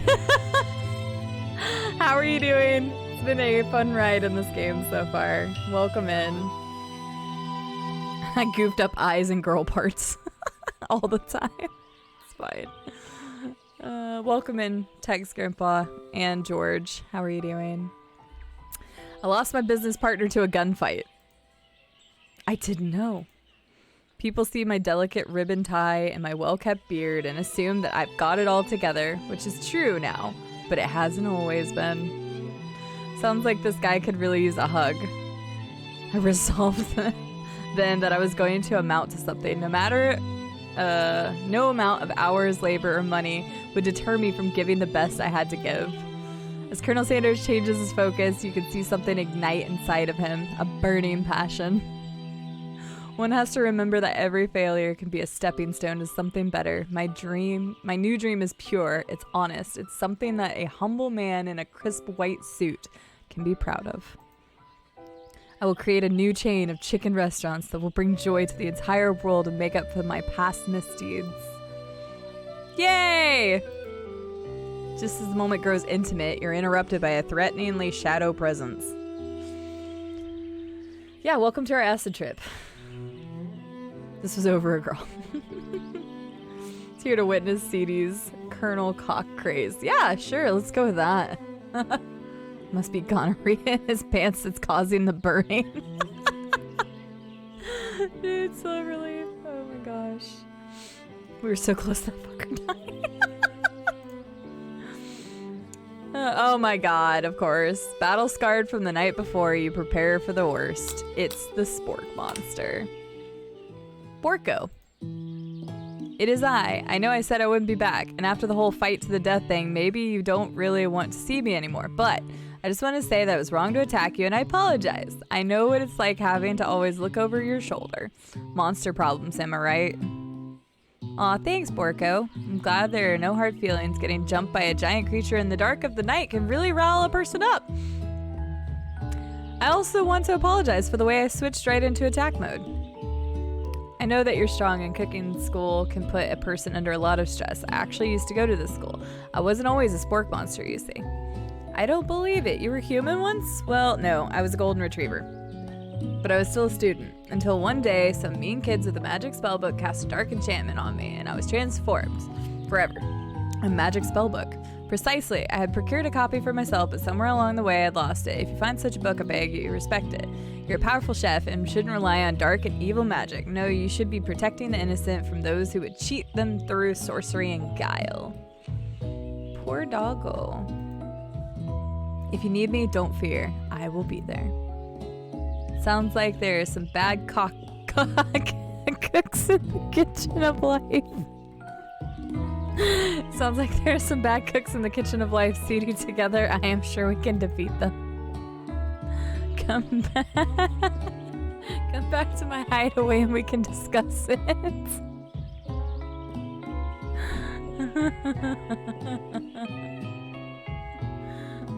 We're walking away from that one. I didn't complete that sentence or that phrase either. Enjoy the lurk nature.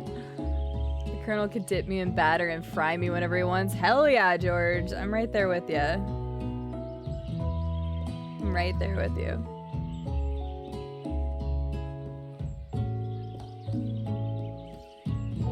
Oh my goodness. Hi, Sick Muse. How are you doing today? Welcome in. Does everyone want to sleep with everyone? Sure, why not? Prefers Ashley.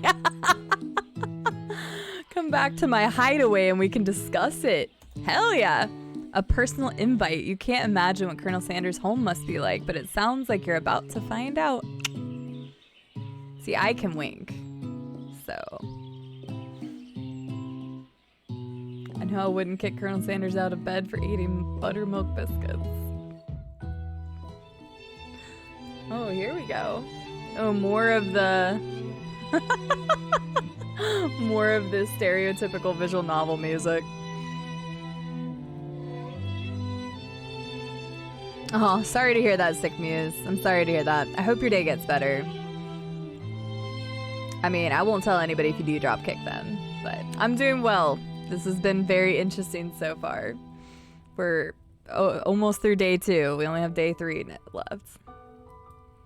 This was the best music in the game. Seriously, the music's actually been pretty funny and kind of on point. Yes, a cock right in the middle of the room, Tech Specs. Do you expect anything less? Stepping inside Sanders' home, surrounded by his things, you start to feel a special bond with him. Looks like you live such an exciting life, Colonel Sanders. Every day can be an adventure if you approach it with the right attitude. Long ago, I made the decision to never stop searching, never stop working, never stop imagining. Have you been working on any new recipes of your own lately? I'm always excited to talk about food with another ambitious chef. Well, there is something. It's just a side dish that I've been tinkering with, trying to find the right balance of flavors and textures. I'm not sure I've nailed it yet, but I'm close. Colonel Sanders' eyes perk up as he starts to wonder what dish you might be describing. It's meant to pair with something spicy or something crispy, perhaps both. Now you've got him right where you want him. Should you reveal your new creation or keep it a secret just for yourself? We'll reveal it. I don't give a shit. You decide that you're as ready as you'll ever be to share your original cooking with Colonel Sanders. Before you can talk yourself out of it, you decide to dive in head first. You reach into your lunch bag for a special dish that you've been keeping on ice all day. I present to you my original coleslaw. The recipe's my dick. We're not stuffed yet. I'm glad to hear that, Sick Muse. I'm glad to hear that. As you can imagine, this has been quite interesting. I like how it's always in the light bulb. The shredded cabbage dish glistens in the light of Colonel Sanders' looks. Hideaway? Sure. Magnificence. Together you chow down on the creamy slaw until just a spoonful remains in the bowl. Do you mind if I hold on to the last bite? I like to have it around so that I can admire its taste later and think back on this moment. Hi, Troller. How are you doing? Lux. Okay, I'm an idiot. I'm not English. I can't English. I did terrible in English. So he can steal it. That's what I was thinking, George. I actually did have that come across my mind. He'll probably just betray me in the end. That seems like something that would happen in a visual novel. The betrayal and then the ultimate like comeback. That's like always what happens.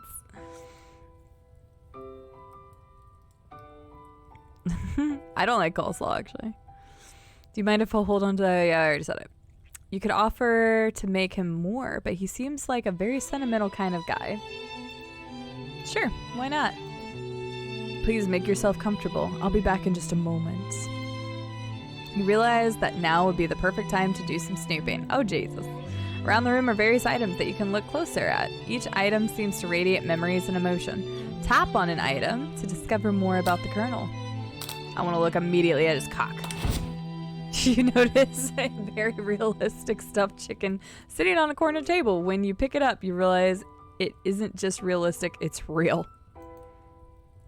Taxidermy must have been important to Colonel Sanders when it was alive.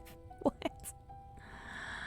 A little note clipped to the chicken's foot reads, "The true state bird of the great state of Kentucky."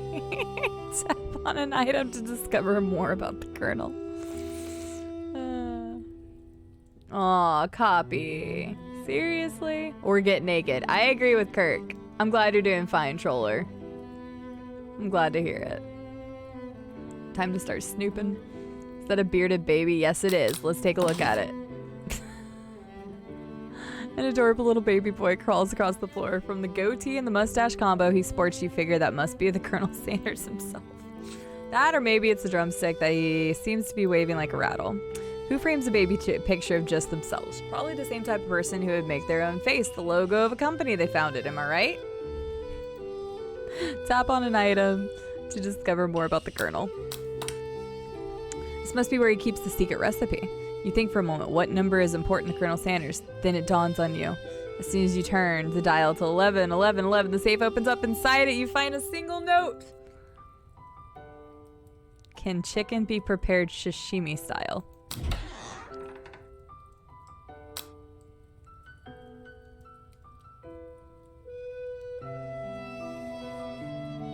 Do we go through the door? Let's see with the candle. A scented candle, you pick it up and try to identify the smell. Power tool? Freshly starched collar? Piece of wood floating in a lake? Summer of '69!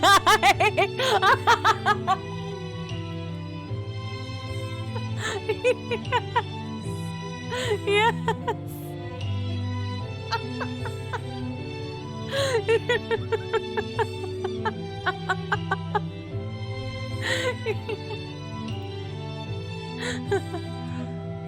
No, it's one of the secret ingredients. It's blank. Oh, we gotta take a look at everything else then.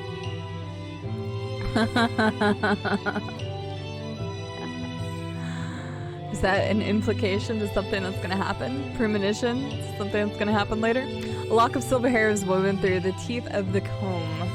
Upon further inspection, you realize that the hole therein isn't just silvery in color. It's actually made of spun silver. You take a closer look at the large urn sitting on a nearby pedestal. There's a plaque on it. It's dusty, but when you wipe it off, you can read the inscription. It says, "Here lies the ashes of all my past careers and business failures." Poor guy. This doesn't look like the guy we're going after. I was thinking the DNA thing too. Kirk. The photo appears to be Colonel Sanders, except he's an old man visiting the pyramids of Egypt? Maybe this is where he discovered one of the secret herbs and spices. One of the framed photos shows an old man who looks a bit like Colonel Sanders, standing with a friend. They hold fried chicken drumsticks and appear to be cheersing them. No, they don't. That doesn't look anything like that picture. You look closely and see that there's a short inscription. I wonder who my friend Pete is. You gaze out the window across the vast lake and mountain range beyond. Just then, the ghost of the student pops up. Are you thinking about heading out into the world on a quest to avenge my death? Wait, what? I never even learned your name. Why would I avenge you? I could just tell you my name right now. It's... Can't you say I'm in the middle of something? You open the window a crack and the ghost of the student is swept out with a breeze. Brutal.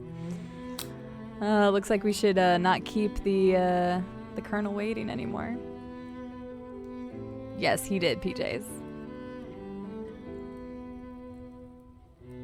Nice, guys. Welcome back. You open the door to Colonel Sanders' closet and find a row of signature white suits hanging within. You take one of them off its hangers and try it on. The jacket is a bit big for you, but it's soft and comfortable. You give yourself a deep hug, breathing in its scent. They say that home is where the heart is. Is this what they meant? Before you can look any further, you hear Colonel Sanders returning. He has a new dish that he has been working on, and he wants you to taste it. You try to act casual until he asks you why you're wearing his jacket.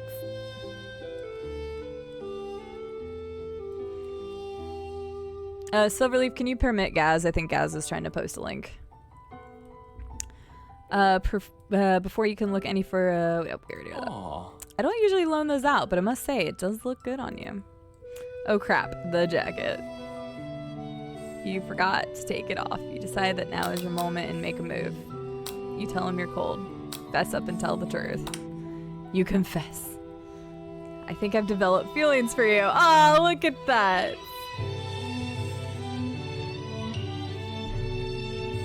Oh, no, you're good, guys. I changed it recently. I might be developing feelings for you, too, but I'm concerned. I can't let anything get in the way of my dreams. Overwhelmed, you take off the jacket and run for the door, but the thought of leaving Colonel in the midst of such an emotional breakthrough gives you pause. You stop yourself. Colonel? Yes, Sweetie? Honestly think this may be the beginning of something wonderful. I think you're right. We should take things slow. Talk late into the night and drift off into a slumber. Dream sequence! I like that it says that. Wait, why didn't it work?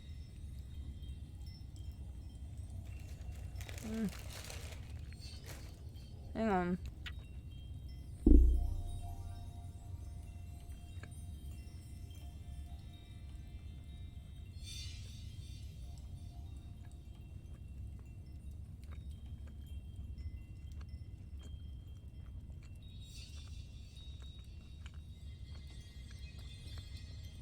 It should work now, guys. Sorry, I don't know why that didn't do it. Apologies. Oopsies. It's big move time. It was almost big move time. Almost.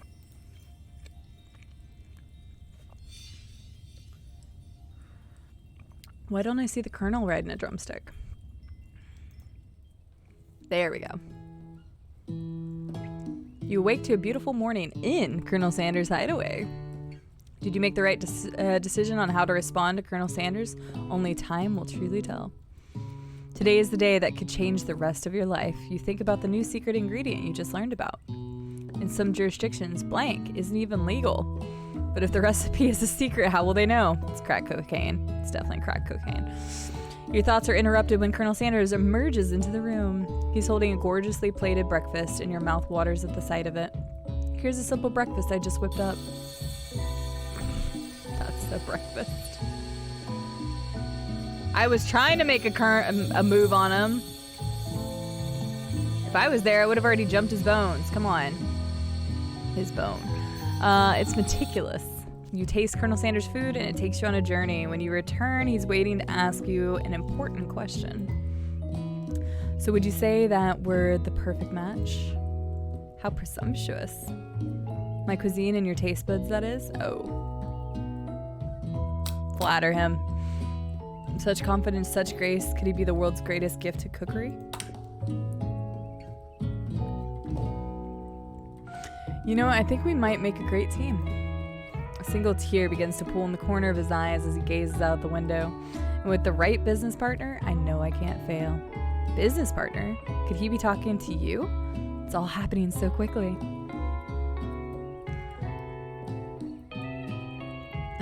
Right, Tex. There you go. Take him down. Phrasing. Overcome with emotion and confused by your feelings, you're on the verge of tears, unable to speak. The only answer you can find is to run out the door and get home. There's still one more day after all. What the fuck? The University of Cooking School Academy for Learning waits for no one. You get home to find something very surprising. Your best friend is there waiting for you. Miriam, where have you been? Because I had one heck of a night. Go ahead and tell me, Miriam. I've been desperate to talk to you about it, but I couldn't find you. I got worried that something had happened to you. It's okay, I was just... But now that it turns out you're fine, I can finally get up to speed on the saga of Miriam. Sure, but you will not believe what happened to me after school yesterday. I went on a date. I hope she fucked Clank, why not? I think I can believe that. Since I've been partnered up with Clank, he asked me to go out with him. Of course, I told him you better keep your dials turned to polite and respectful. I'm not that kind of girl. But he was just interested in spending some one-on-one time together and getting to know me. So I said, yeah, sure, I can get to know the little metallic guy. Long story short, he took me skydiving with his friends, but things quickly spiraled out of control. She say skydiving, as if that's a typical first date to go on. Dude, that'd be fucking awesome. I am on board. Now I'm not really sure where we stand. You don't give Miriam time to tell her whole story, however, bottling up the details of your own night is just too much to bear. And I went on a date too, back to Colonel Sanders' house. Ha! Take him down and peg him. I wish that was the option, Slart. I wish that was the option. Where I spent the night with him. Oh, I even said spent the night with him. Damn it, I didn't read the rest of that. Where I spent the night with him. Yeah. You what? Oh, we got into things. Nothing happened. God damn it. But the emotional connection, wowzers. Miriam tells you to move on from this whole Colonel Sanders obsession and focus on school. If being obsessed with Colonel Sanders is wrong, you don't want to be right. After a short argument, you both agree to go your separate ways. Oh, damn. Well, heck you, Miriam. You don't want me to be nice or want me to be happy? Grulian, I would be so happy. I don't think it's gonna happen, but when you arrive at school, you encounter your rivals in the quad. Seriously, screw Miriam. She's just jealous. Tell her all the fake ingredients. You can tell from a distance that they're picking on Pop, though he himself might not quite grasp that fact. Because you know, he's Pop. What's a swirly? It sounds delicious. I haven't heard that term in forever.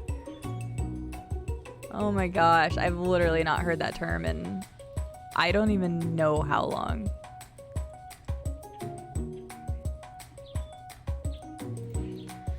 It's great, I'll order you one right up.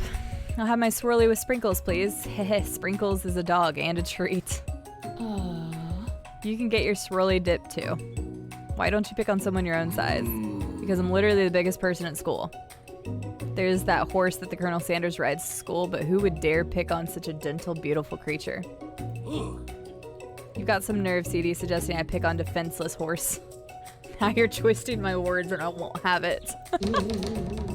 Oh shit, what's going on? You clenched your fist, but the injury from yesterday's mixer accident makes you wince with pain. Doesn't look like you can go on cooking like that. Might as well just give up. I'll never give up, ever.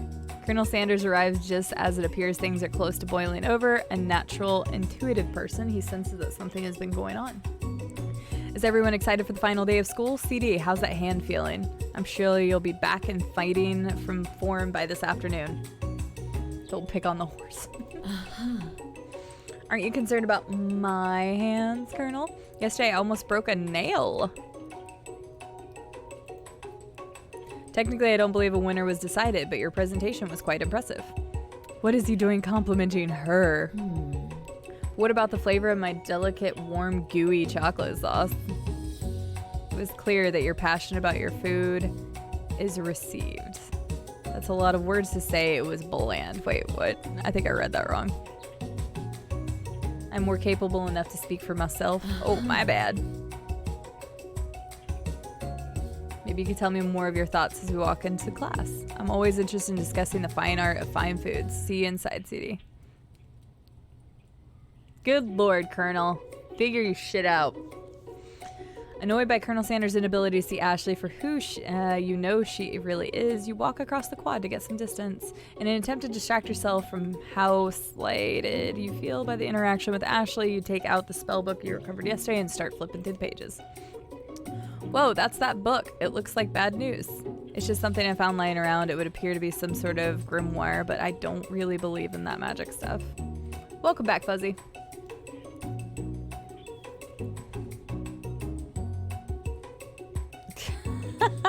Silverling. Oh my gosh. Welcome back, nature. What, Grulian? What? How? No way. A grimoire like a book of spells? I don't know who would spend so much time decorating a magic book if they weren't really powerful. I can think of one surefire way to find out. You open a page covered with arcane warnings. Cast only in case of extreme emergency. It says around the edges of the page. I could use this spell here that says it will erase anyone I choose from all of my memories. If I scrub out Colonel Sanders, it would probably help me focus better on the upcoming final exam. That is way drastic. Couldn't you do something else, like anything else, not rooted in dark magic? Maybe tie a string around your finger? Okay, fine. It is dramatic, but desperate times calls for desperate measures. You've got a memory erasing spell right in front of you and a pretty good excuse to try it out. You take your friend's advice and put the book away. It's almost time for class. I'm not going to use the book. That's stupid. Sounds good, nature. Well, welcome back. Must have something to do with the newt you lied to her about. Hey, she just helped me right there. We're fine. It's a death note. Ooh, I like Pegasus's idea, except I feel bad for... Actually, I don't feel bad for him. She got thick thighs. They probably don't lie. George Bob might like it.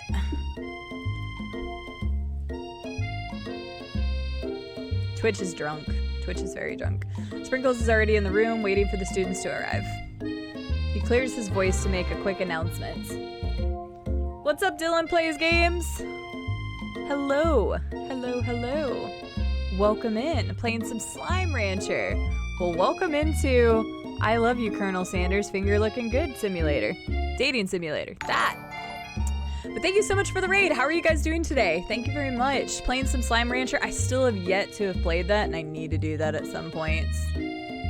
Hi, Justice. How are you doing? Inspector Gator, how are you doing today? Welcome in. Hi. Jay Does Games. Welcome in, Jay. How are you doing today as well? Twitch is not 21 yet. Actually, I have no idea how old Twitch is. How are you guys doing? Sorry, I can look at the screen now. Thank you for the follows as well. Guys, welcome in. More than happy to have you.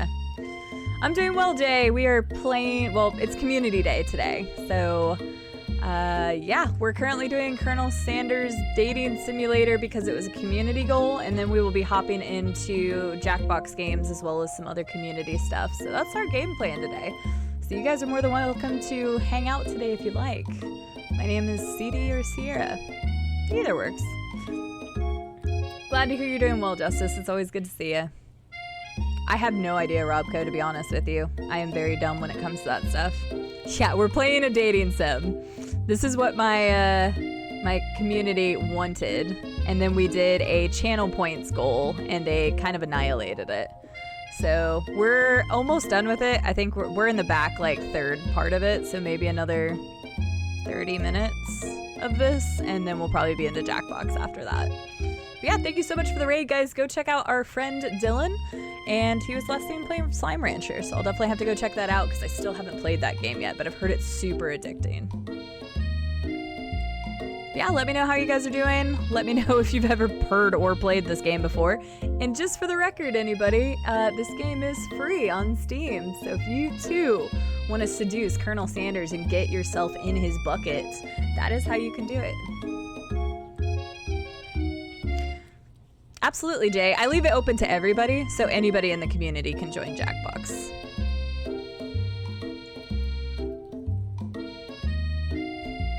Sorry, Watery. I shut it off.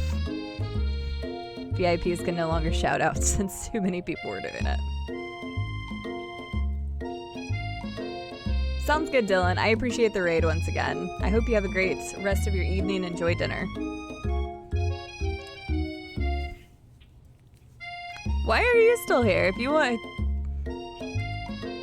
just to suffer. I mean, you don't have to be here. I'm so confused. I'll definitely download this, you should. You guys are the ones that are still watching. You don't have to watch this.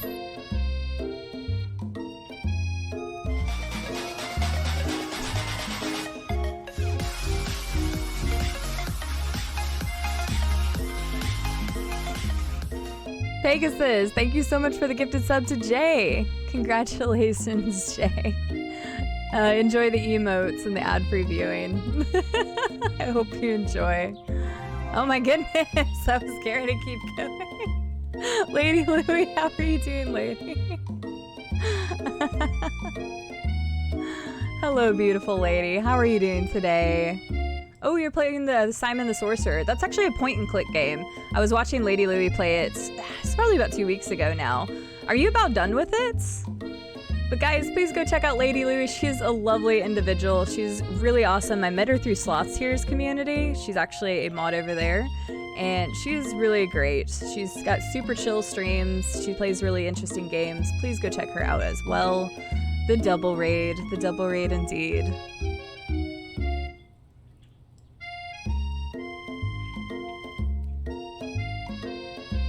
I've never played Metal Gear. Still. You don't love my stream. Stop lying, Watery.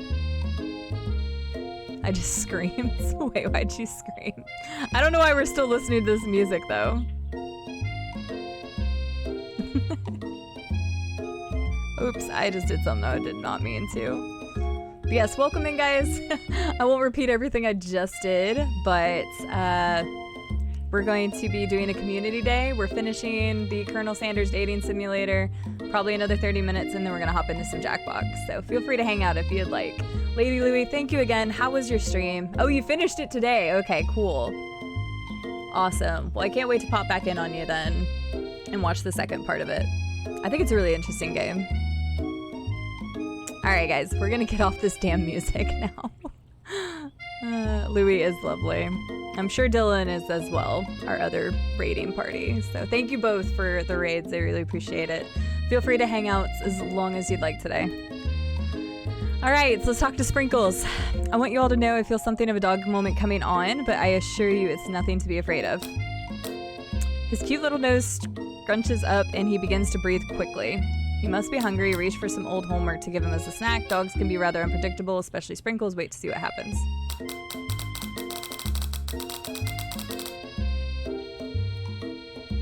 Give him a snack. You reach into your backpack and grab some homework from last semester that you forgot to turn in. Oh geez. Sprinkles immediately goes for it and gobbles the sheet of paper like it's a piece of fresh chicken rawhide. I apologize for the outburst. I know it seems cliche, but not much in this world satisfies like ungraded work. My, CD, were you studying something with cinnamon? I've been sitting in on a lecture series around the art of cake baking. How insightful. I like the music. Honestly, the music to this has just been very interesting, to say the least. This actually brings up the important points. Thank you, CD, for reminding me to dole out the indispensable bit of wisdom, you see. But before you can go on any further, Miriam's love drama spills over into the class. Sprinkles is interrupted by whirls and sparks coming from the back of the room. I told you to save it for after class. Aww, what's going on here? Okay, Silverleaf, you do you, buddy.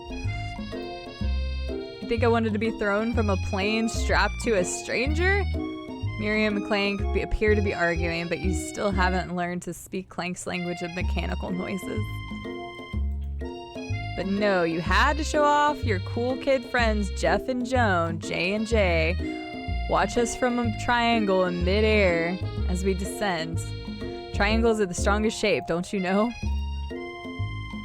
That doesn't make it a great date. Then take Jeff and Joan with you. You can all hold hands as you pedal down the mountain or off a cliff for all I care. Jesus, Miriam's terrible. See, this is why I did not care about Miriam.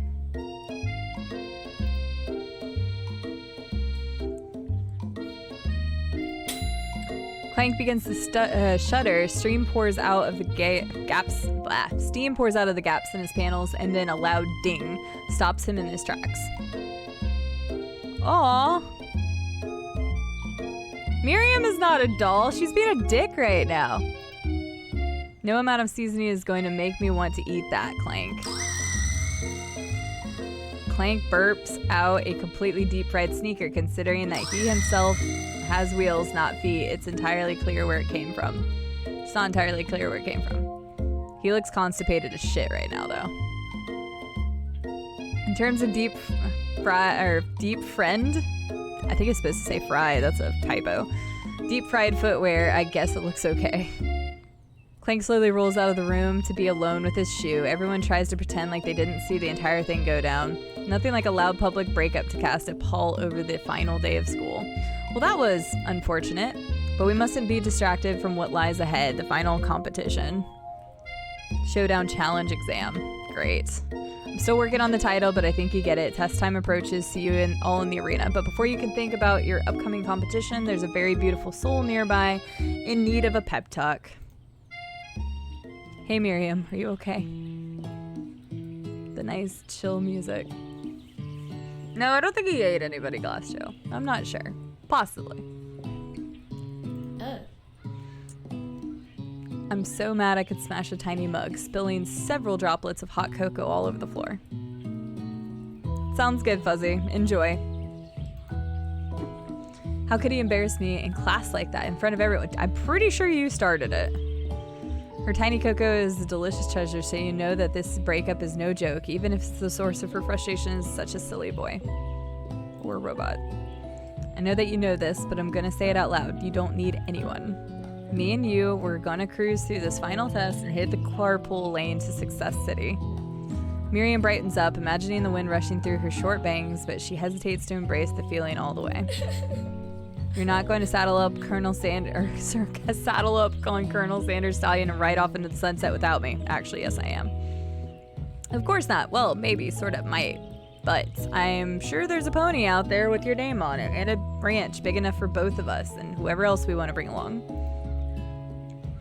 If it's not Pop or Clank or anyone else you meet today, tomorrow, or this whole year, so what? You're a special person who shouldn't settle for the first someone to show a little interest somehow. The more the merrier. Miriam gives you a big hug and wipes the tears from her cheeks. I should really review my menu for today. I'm going to make a very special soup. And I bet that Professor Dog is going to love it. While you were pep talking Miriam, you completely missed lunch, but that's okay because you had a better idea of how to spend the time before your exam. You decided to head to the arena early to practice a dish. This is it, the location of your final challenge, a test of will, a test of courage, a test of talent. And hopefully a test of getting into Colonel Sanders' pants. And a chance to beat the pants off of Van Van, the supposed man-man, and his eviler counterpart, Ashley. As planned, you begin to run through a quick test of recipe you've been working on, CD's famous chicken pot pie. After practicing for months, making this dish comes in second nature to you, and you're able to quickly get a fresh pot pie in the oven. But as soon as you do, your cram session is interrupted by Colonel Sanders. Sweetie, what are you doing here? There's still time before the final exam. Oh, just taking it all in. I'm big into visual success. I'm looking at my station and picturing victory. Wow. The pot pie has begun to bake, and the smell is slowly filling the space around you. Oh, he wants to help me cram. I mean, I want him to help me cram. I want him to cram? You know, it's whatever. Visualizing here, that's too... visualizing, huh? That's too bad. I was hoping you were here cooking something delicious. You'd usually happily share your food with anyone who's hungry, but the last time you let Colonel Sanders get in your head, it cost you the cook-off. You decide that it's time to put your cooking above your romantic desires, but that decision gets hard to stick when... Best about your practice dish. Exactly, Sick Muse. Fess up. See, he loves it. He loves it when I'm honest with him. You got me. I'm doing a little bit more visualizing. Or I'm doing a little more than visualizing. I know my nose can smell a pot pie from 400 yards. It's an oddly specific distance, but you'd expect nothing less from such an oddly specific man. You knew it was pot pie just from the smell? Not just a pot pie, but chicken pot pie with all buttery crust. And my nose is telling me something. Oh no, is it burning? Haha, no, I can smell that it was made with a heaping helping of, wow, that's hard to say, TLC. But it'll probably start burning any second if you don't pull it out. The moment of truth. Wow. Yeah, apparently we're still eyebrowless. Jay, if you're tired, make sure to go get you some rest. Go get you some sleep. Drink some coffee. Wow. It's the best pot pie I've ever tasted. I've always loved country cooking, and I could eat this all day. There's no time left. The final showdown is about to begin. Sprinkles lays down the ground rules.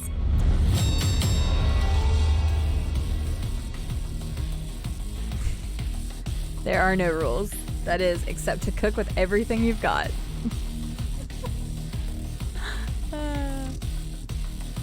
You step up for the cook-off of a lifetime. You decide that mac and cheese plus the pot pie you've been practicing are just the dishes that'll put you over the edge. No rules. Right? There you go, Jay. Go grab you some coffee. Take your time. Meanwhile, both Van Van and Ashley are prepping wildly elaborate dishes per their usual over-the-top selves. I mean, I would murder them. Van Van murdered somebody and there was no repercussion, so fuck it.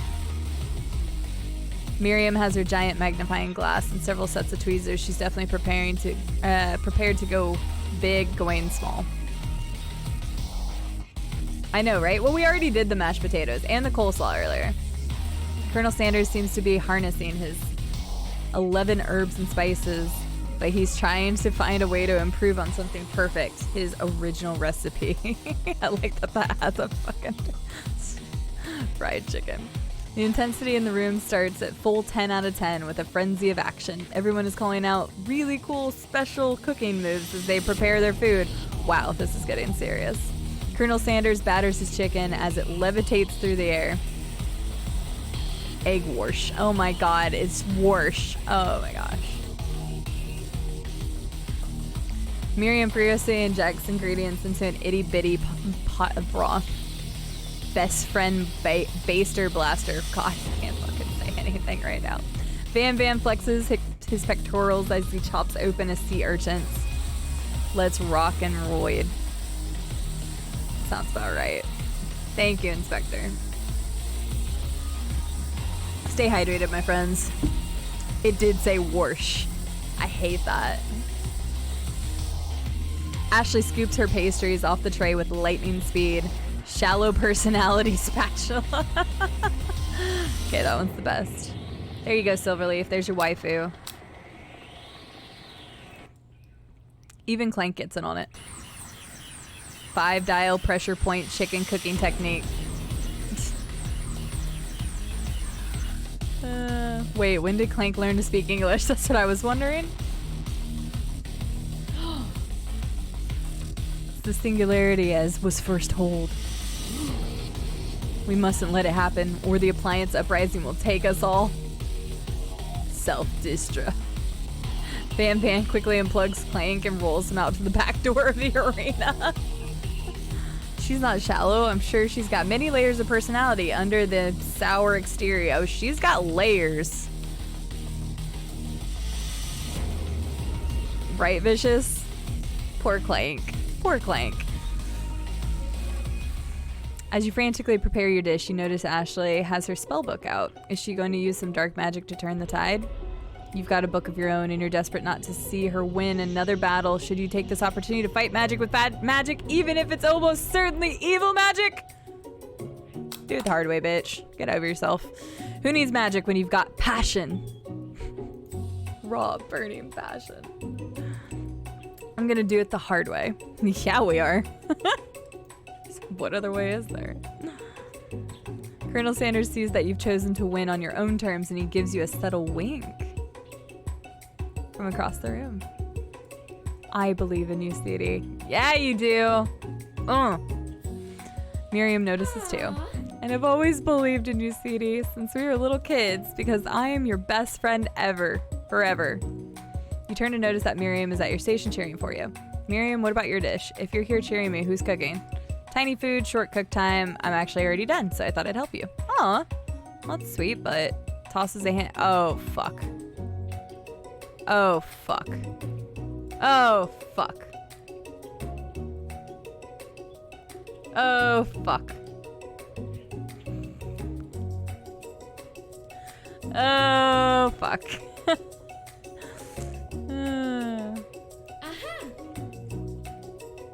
She just fucked us. She just fucked us.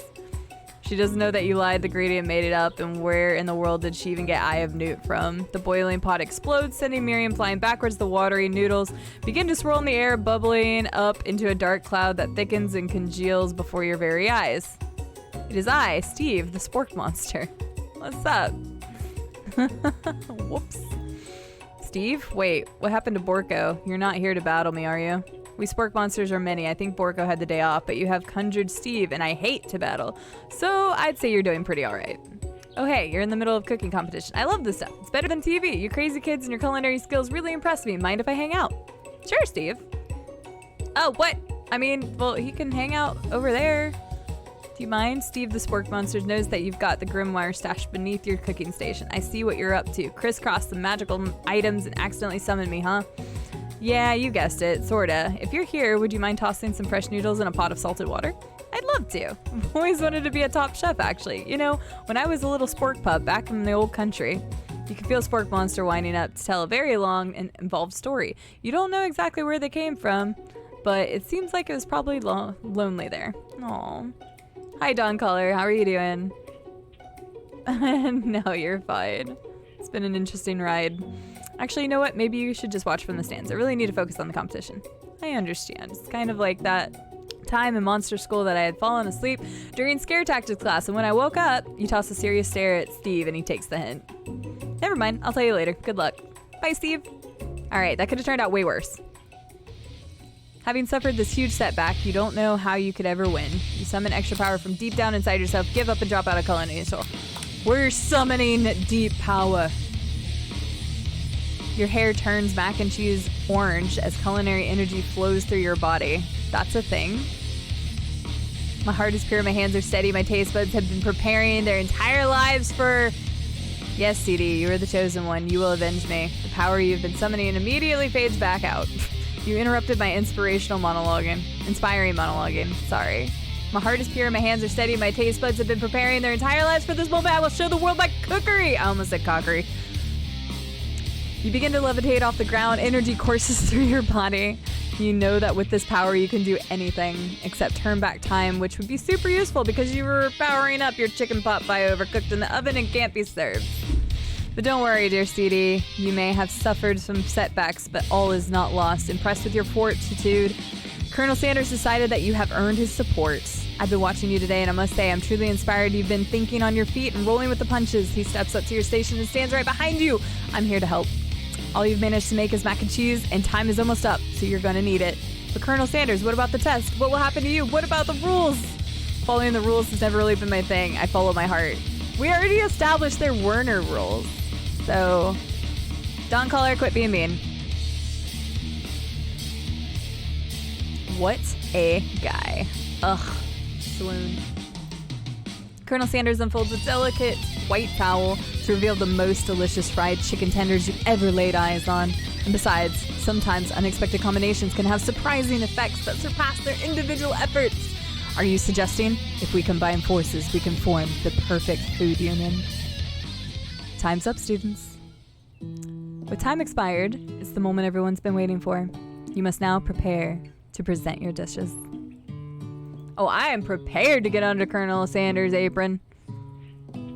Nobody follows OSHA rules. I mean, honestly. I didn't read that. A handful of students stand tall, but the class seems incomplete. It seems we're missing some students. Pop? Clank? Wait, what happened to Pop? Did you get a swirly? From off screen, you hear a pure and innocent giggle that can only come from one student. I'm flying! Sounds like he's coming from the broom closet over there. Miriam, would you mind? Inside the closet, you see Pop hanging on a broom hook by the elastics of his underpants. Pop, get down from there right now. Let me guess, did Van Van have something to do with this? When someone asks for a wedgie, who am I to refuse? I thought a wedgie was a salad.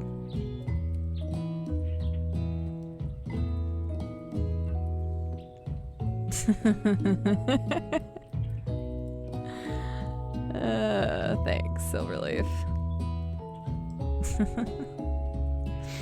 I thought a wedgie was a salad. It looks like Pop is eliminated from the challenge, seeing as he didn't cook anything. Oh, it is Dawn Caller. I have said that the first time we saw him, and then there was like some crazy rock music for him earlier. But no, he's like spitting JoJo. Can't feel my legs. May I be excused? Sure.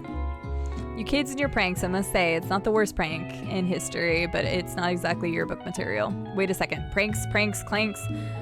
Where did that pressure cooker roll off to? The guy is a JoJo reference, 100%. Van Van is. You wait to hear a signature whirl, beep, or other, whatever the onomatopoeia? Yeah, but there's none. I've never seen that word spelled out before. That's awesome, Nature. This will be the first full winter I've experienced in 14 years. We'll stay warm. That's the best thing I can say. Have a good pair of gloves. I hate you, Pop. Why did Clank have to die instead of you? Maybe if we chose Pop for Miriam, then Clank wouldn't have died. I said it right. I just guessed that it was onomatopoeia. Like, I knew the word, but I'd never seen it spelled. You must have gotten unplugged, I guess. We'll have to figure that out later. That leaves only 4 remaining students. Please collect your final projects. Yes, it has been a long semester. Wow, 3 whole days long. But after days of hard work, the time has come for me to eat. Miriam, please step forward. Now describe your dish. I've made tender udon noodles in savory soup.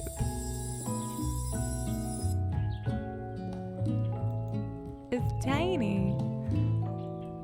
That is adorable. Oh yeah, somebody's flat out dies and does not give a shit in this game. Yep, rip student. There you go, Jairus. It's so delicate. Is that a teeny tiny narumaki? I spy a float in this itsy bitsy bowl. I probably pronounced that as whatever. Yes, Chef. Please, call me Sprinkles. Chef is my father's name. You told us to call you Professor Dog. Yes, Sprinkles and some green tea made from baby tea leaves that I picked myself. Sprinkles carefully sniffs around the dish before opening his mouth and letting just the tip of his pink tongue dip into the bowl. That's a little weird. Sublime. Would anyone else like a taste? Oh, come on. I'm not one of those dogs who doesn't floss. I even have a really cute electric toothbrush for dogs. Fine, I'll enjoy it all myself. Sublime. In a flash, the entire meal has been devoured. Not that it took much. It was less than a thimble's worth of soup. A+.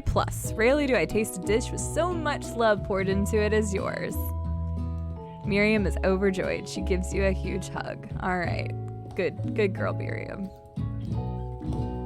Aww. See? We made the good choices. Thank you, CD, for helping me to believe in myself. Van Van, you're up, bitch. Now describe your dish. I made uni over smooth egg custard and an axe-hewn urchin shell topped with caviar. We did. We made the best choices. Did you skewer one type of urchin with spines from a second, different colored type of urchin? Yes, Sprinkles. A bit much, don't you think? That's exactly why I did it. A bit much is kind of my brand. Doesn't it look cool? Aw, sounds good, Nature. Take your time. That is legit something you would have seen on Iron Chef, probably. Best game, absolutely. She definitely deserves an A, Robco. Sprinkles leans in to sniff the uni, but he can't get his nose close on account of all the spikes. He begins to paw at it erratically, causing the custard to slosh around. Please be gentle with my cuisine. Finally, Sprinkles goes all in. Tongue first, but he can't get past all the needles. He reels back as his tongue is poked and prodded. Aww. Poor Sprinkles. My tongue. She did hurt the love of the life, Clank. For real though, Kirk. The professor appears to be having an allergic reaction to the sting. Aww. I can't eat this. It keepeth poking my tongue. I have not been making all of the animal sounds. The growl is the only one that I've done. Disqualified. A stunning turn of events. Who would have thought that serving food in a bowl made of needles could make it difficult to eat? Eat. Dejected. I don't know why I said that way. Dejected. Van Van does not go gentle into the night. Disqualified for glamour? Oh yeah, he's such a JoJo. Don't discount sympathy. Sympathy. Yeah. The needles gave it texture. It did. It did. This isn't the last you've heard of me. Before forcing us to endure his swollen tongue for another moment, Sprinkles graciously laps up a bowl of milk. I know. Yeah, I'm a dog and I drink milk. Get over it. Sometimes that helps calm my agitated tongue. Next student, Ashley. It's time to step up. Here's your waifu, Silverleaf. Now describe your dish. I made. It's the only part of this game that Silverleaf likes. Orange blossom, Turkish delight, and a light rose water syrup topped with French mandarin, whatever, fuck it. Connected by glass, sugar glass. It actually doesn't sound too bad.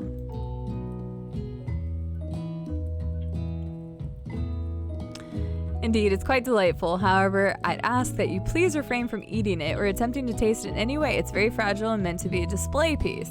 Don't eat the food at a cooking school? Got toast in your ears or something, Sadie? I told you, it's a display piece. Ashley, I must say, it is beautiful. However, this is a cooking competition at a cooking school. Yeah, which is why I cooked it and did an extremely good job cooking it too. I didn't realize that we were having an eating exam. Okay, Silverleaf, your waifu's a bitch. If I wanted to be judged on eating, I go to College of Eating, School for the Hungry. Wow. Yeah, same Sprinkles. Yeah, I totally saw that earlier, Estelle.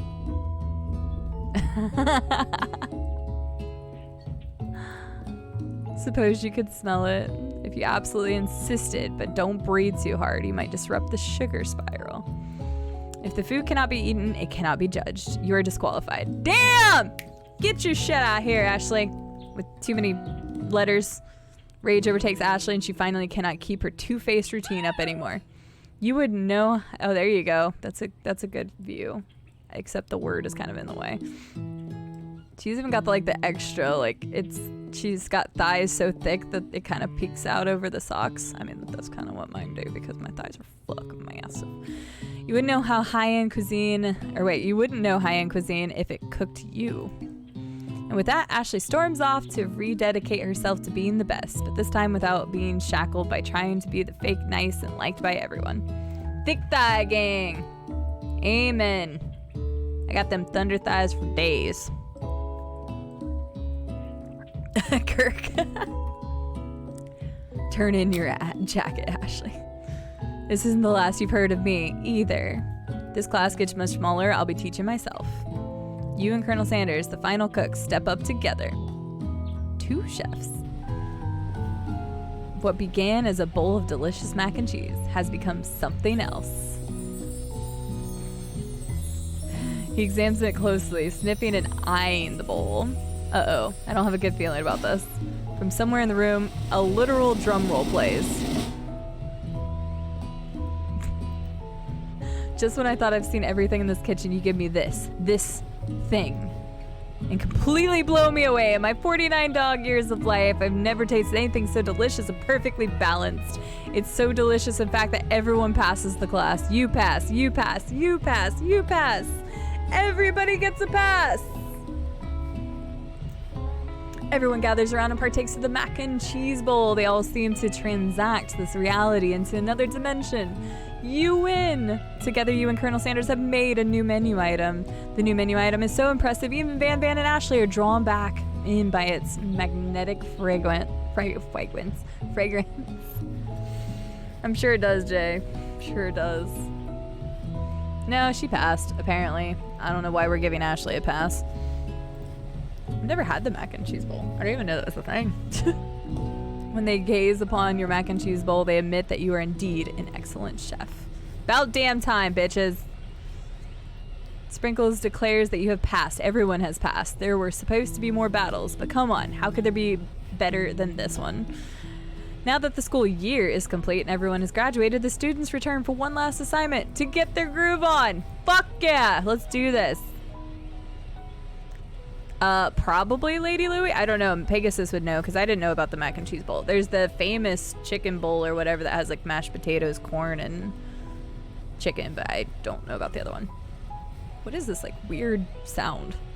The cafeteria has been completely redecorated in order to serve as the site of the school's graduation dance.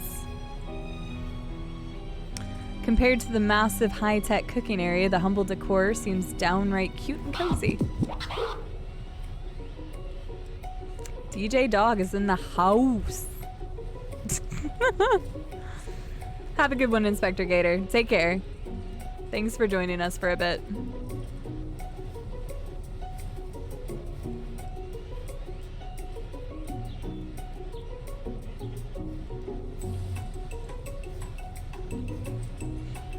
Time to get the aggro. I'm hoping so. What's up, Daddy Low Sticky? Welcome in. It was for a limited time. Oh, okay. See, I didn't know that. You knew that Sprinkles was a master chef, but also a world-renowned turntablist? Who says you can't teach an old dog new tricks? Van and Ashley. Damn, look at her. Okay, she's waifu material. I gave it to her. Van and Ashley tell everyone that they're committed themselves to righting the wrongs they did while they were the villains. I mean, her calves still kind of look a little funky, but I mean, the rest of it, I'm good with it. For a moment, you actually believe them. Not another haunting. No ghosts allowed at graduation. It's clearly written in the school's bylaws. I was never actually a ghost. It was all a trick to get you to finally notice me. Ah, amusing. And now that everyone is together, it's the Spork Monster! He is totally mellowed out! Everyone, the Spork Monster is no more. From here on out, I prefer that everyone refer to me by my new name, Party Monster. Student tries to finish what he said, but everyone is too wrapped up talking about Spork. Sorry, Party Monster. Dejected student walks off. Good, get the fuck out of here. Get out of here. Student was back. Hi, Wolfie. How are you doing? Maybe things didn't work out for Miriam romantically, but she found the love in her cooking, and you know she's gonna do great. Red carpet rolls out across the floor of the ballroom. It's like a Hollywood movie premiere. Who could command such an entrance? It's Pop. He's arrived late to the dance, but apparently for good reason. Walking the carpet, you see perched atop his dirty chef hat. A crown? Welcome back, Pop. I know you weren't able to compete in the final exam and accept your diploma, so we had it mailed directly to your father. We figured it was the least we could do for the school's dean. Oh, now I get it. And we get a new wing on the school, not to mention the honor of educating the son of the chancellor of such and such. Yeah, let's go with that. Nepotism. Wolfie, this has been an experience to say the least. PJs, please just end this pain. I'm gonna draw it out as long as possible. I'm doing well though, Wolfie. I'm glad to hear that you're doing great. The music at the dance is interrupted by the sound. Is that what that is? Like, something sounds weird. Yeah, the static hissing. It's Clank, who has arrived late to the dance. Clank's still alive, guys. Clank was plugged back in. Now that I've graduated, I can reveal my truth. Whoa, he's still doing the talking thing. I am Clank, and I'm not of Earth. I am actually from a faraway planet in another dimension. Plot twist. What? What? She's about to get it on with an alien. Actually, I feel like I knew this the whole time. Now that I've learned the ways of your kind, I must return. Miriam, will you come with me? I don't know what to say. Besides, no, obviously. I've just begun to learn who I really am, and this isn't the time to devote my life to figuring out who you are, Clank. Damn! Miriam laying it down. Right, Electric Man? How are you doing today? Oof. You're blown away by Miriam's maturity. It's pretty clear she has managed to surpass you in that regard. Fuck you, game. I understand, kind of. Humans are weird. A portal opens up and Clank disappears through it.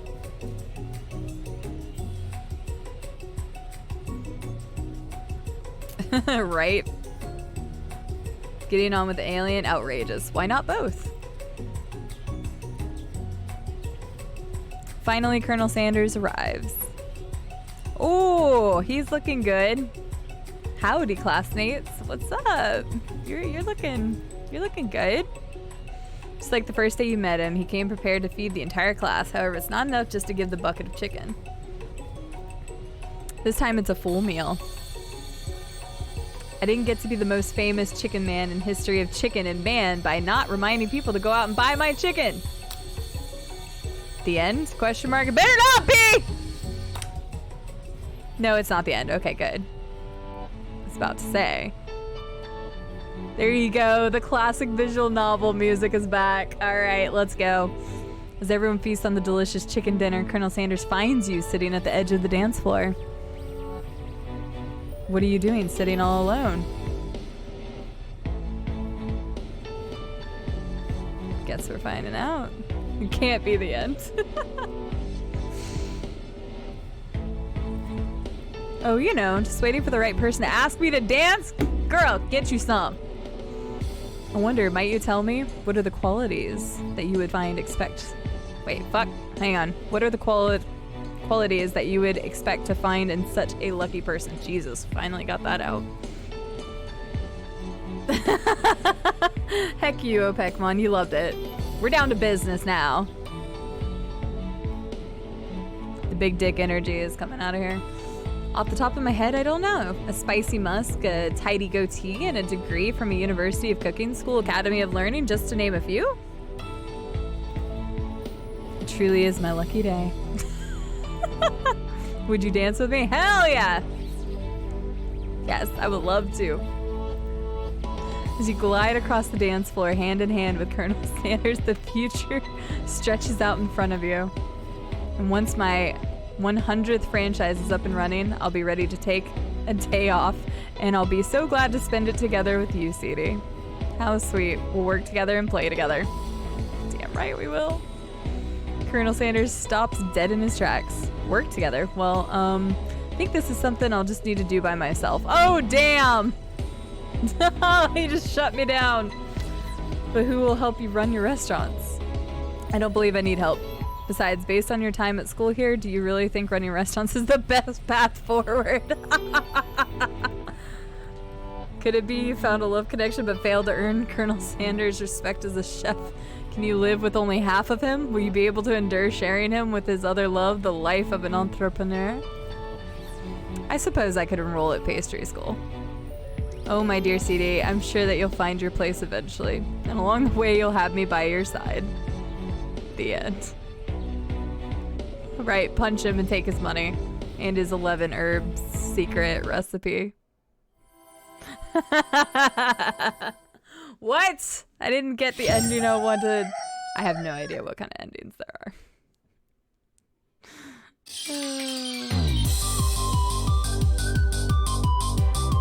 Well, that was something.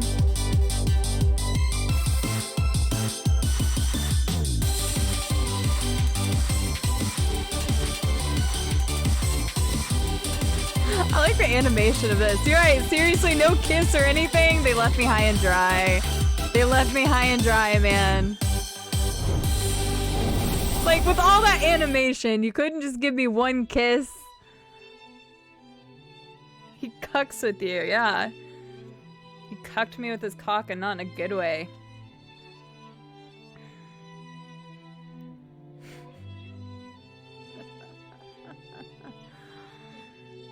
Oh, jeez.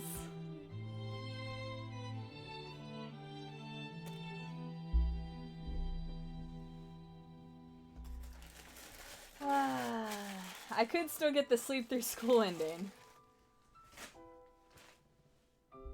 Ashley's the best romance. Oh my gosh. Alright, get me out of this.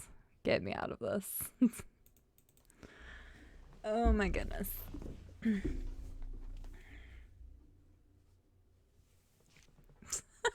Silverleaf. Silverleaf is stoked with that ending, by the way. Silverleaf didn't want that game at all.